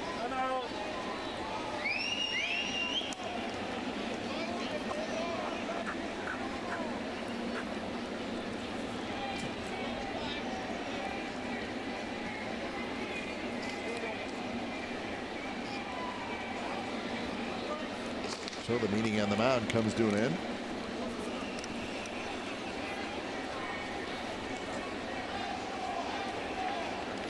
Franklin Barreto, who had a base hit in the big 8th inning. So he is 1 for 5.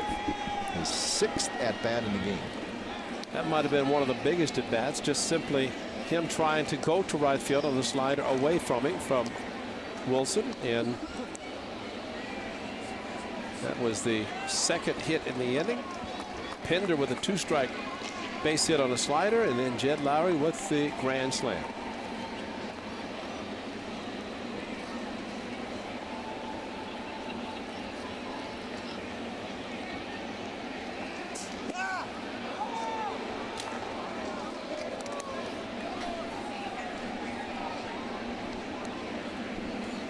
So I don't think, call me crazy, Ray, I don't think Figley's going anywhere. But a new pitcher is going to come in, though. Maybe that's why he was still offered to. That's why he kept throwing to first base. The call from the dugout, throw to first base until the guy gets loose in the bullpen. That is Green, who was up last inning. And the rain's coming a little bit harder now because it is after 11 with a 35% chance of rain. Here it comes. So we got a pitching change. Hardy out, Green in.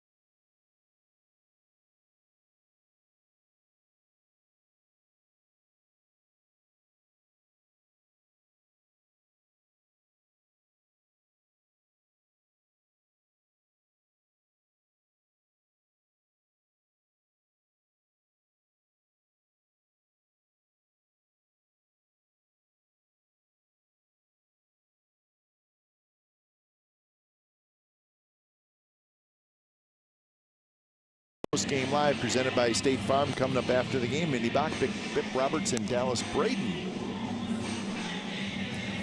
Plenty to talk about tonight. Lowry with 5 RBIs. And the A's, a little Houdini act in the bottom of the 8th inning by Chris Hatcher. And we're not done yet. Here's Shane Green, 4-3, 2.69 ERA.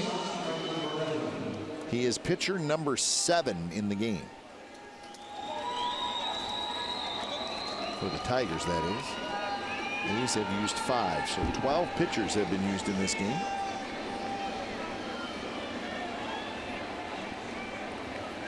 So Barreto steps in.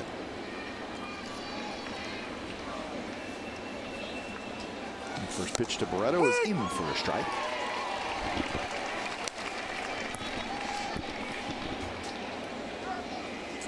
Barreto on top of the single. He has struck out twice, grounded out, and hit a fly ball in the left field.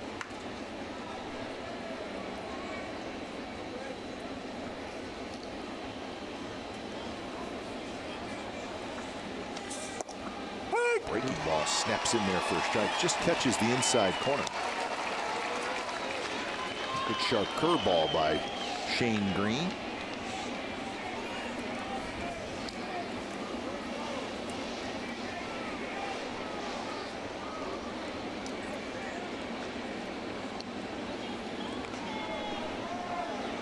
Barreto has to fight back behind in the count, 0-2. As he runs, the ball's hit toward third, backhanded nicely by Candelario. Throw to first, and it's dug out. So a very nice play at third by Candelario. So we're headed to the bottom of the 9th. The A's trying to have a terrific win. They lead 9-8.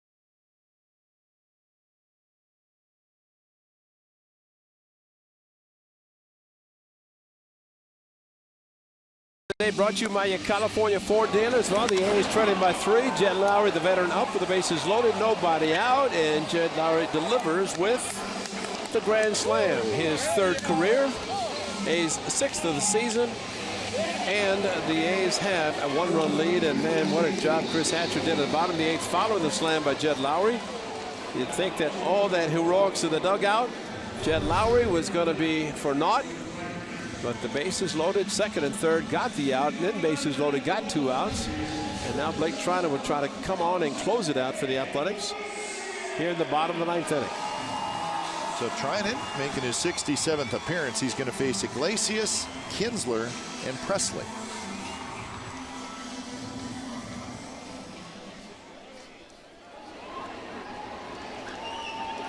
Iglesias is 1 for 3, a walk, RBI double, ground out, fly out.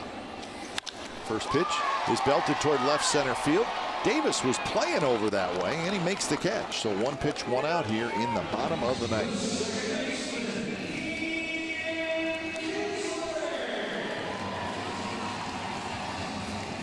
So that'll bring up Kinsler.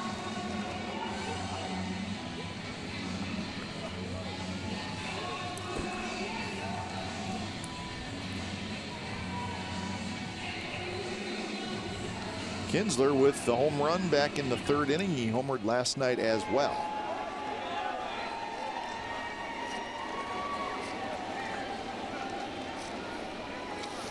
First pitch is a swing and a miss. Good sinker by Treinen.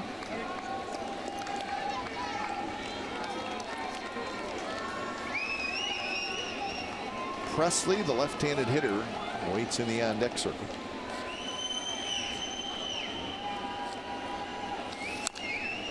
And a quick 0-2, so same pitch by Treinen. Good velocity, good downward action. He's got it, hard sinker. So good, throw it in the middle of the plate. And the nasty slider, he also throws 90 plus.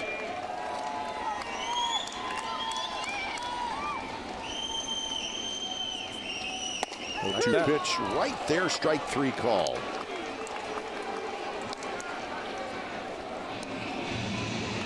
So 2 away here in the 9th.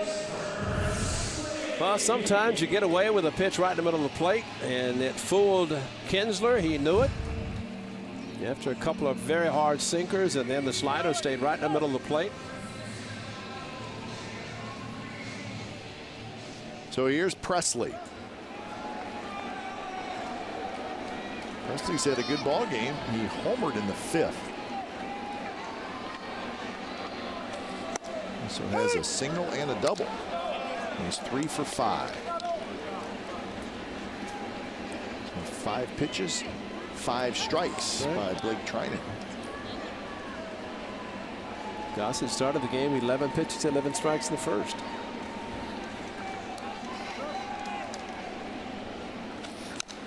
Foul that. So Treinen ahead in the count, 0-2.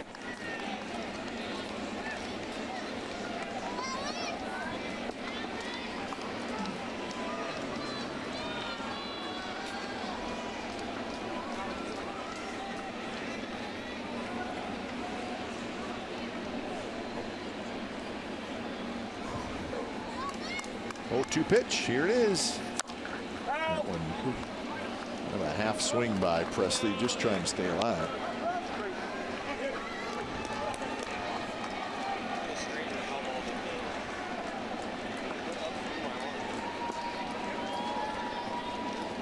Andrew Romine, who was the guy who pinch ran for Cabrera in the 8th inning, he is in the on-deck circle.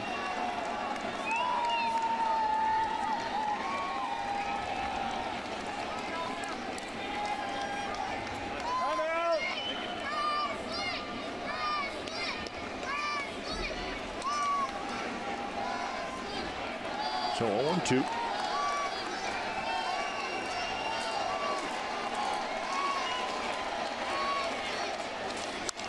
And reach for that one.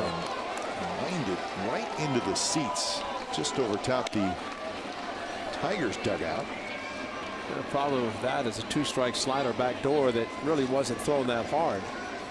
rather see the hard slider, almost like the split finger fastball, to let it go down hard.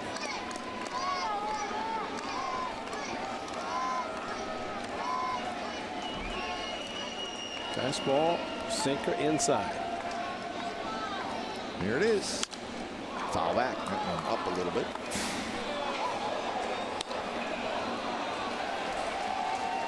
So the count remains 0-2, all strikes for Trinan here in the 9th inning so far.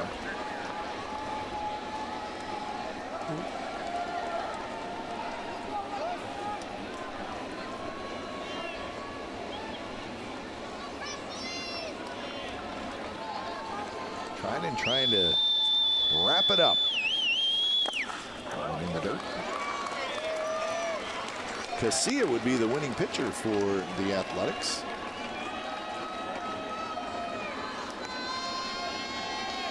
Casilla pitched the bottom of the 7th inning.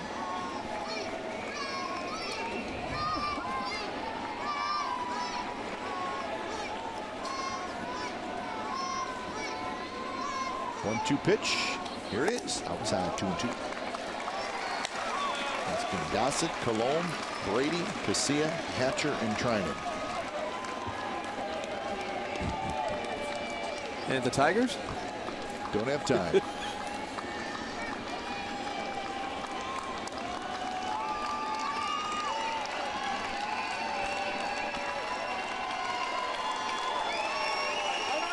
Timeout call.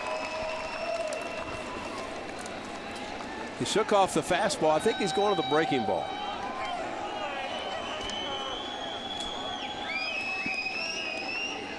Does he have school tomorrow? I do not. Oh. The line drive and a base hit to center field. So Presley keeps the game going with his 4th hit. He was down 0-2. So here's Romine.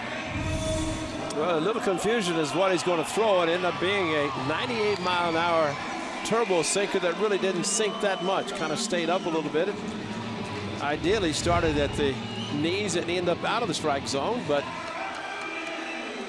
it was enough for Presley, who's had a great night, to get another base hit to center. Here you get a pinch runner. Jacoby Jones is going to run for Presley. You know, he might try to steal. Maybe.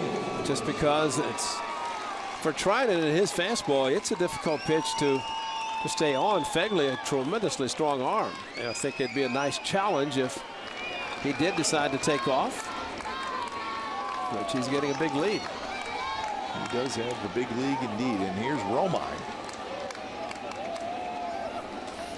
Romine swings at the first pitch, fouls it back.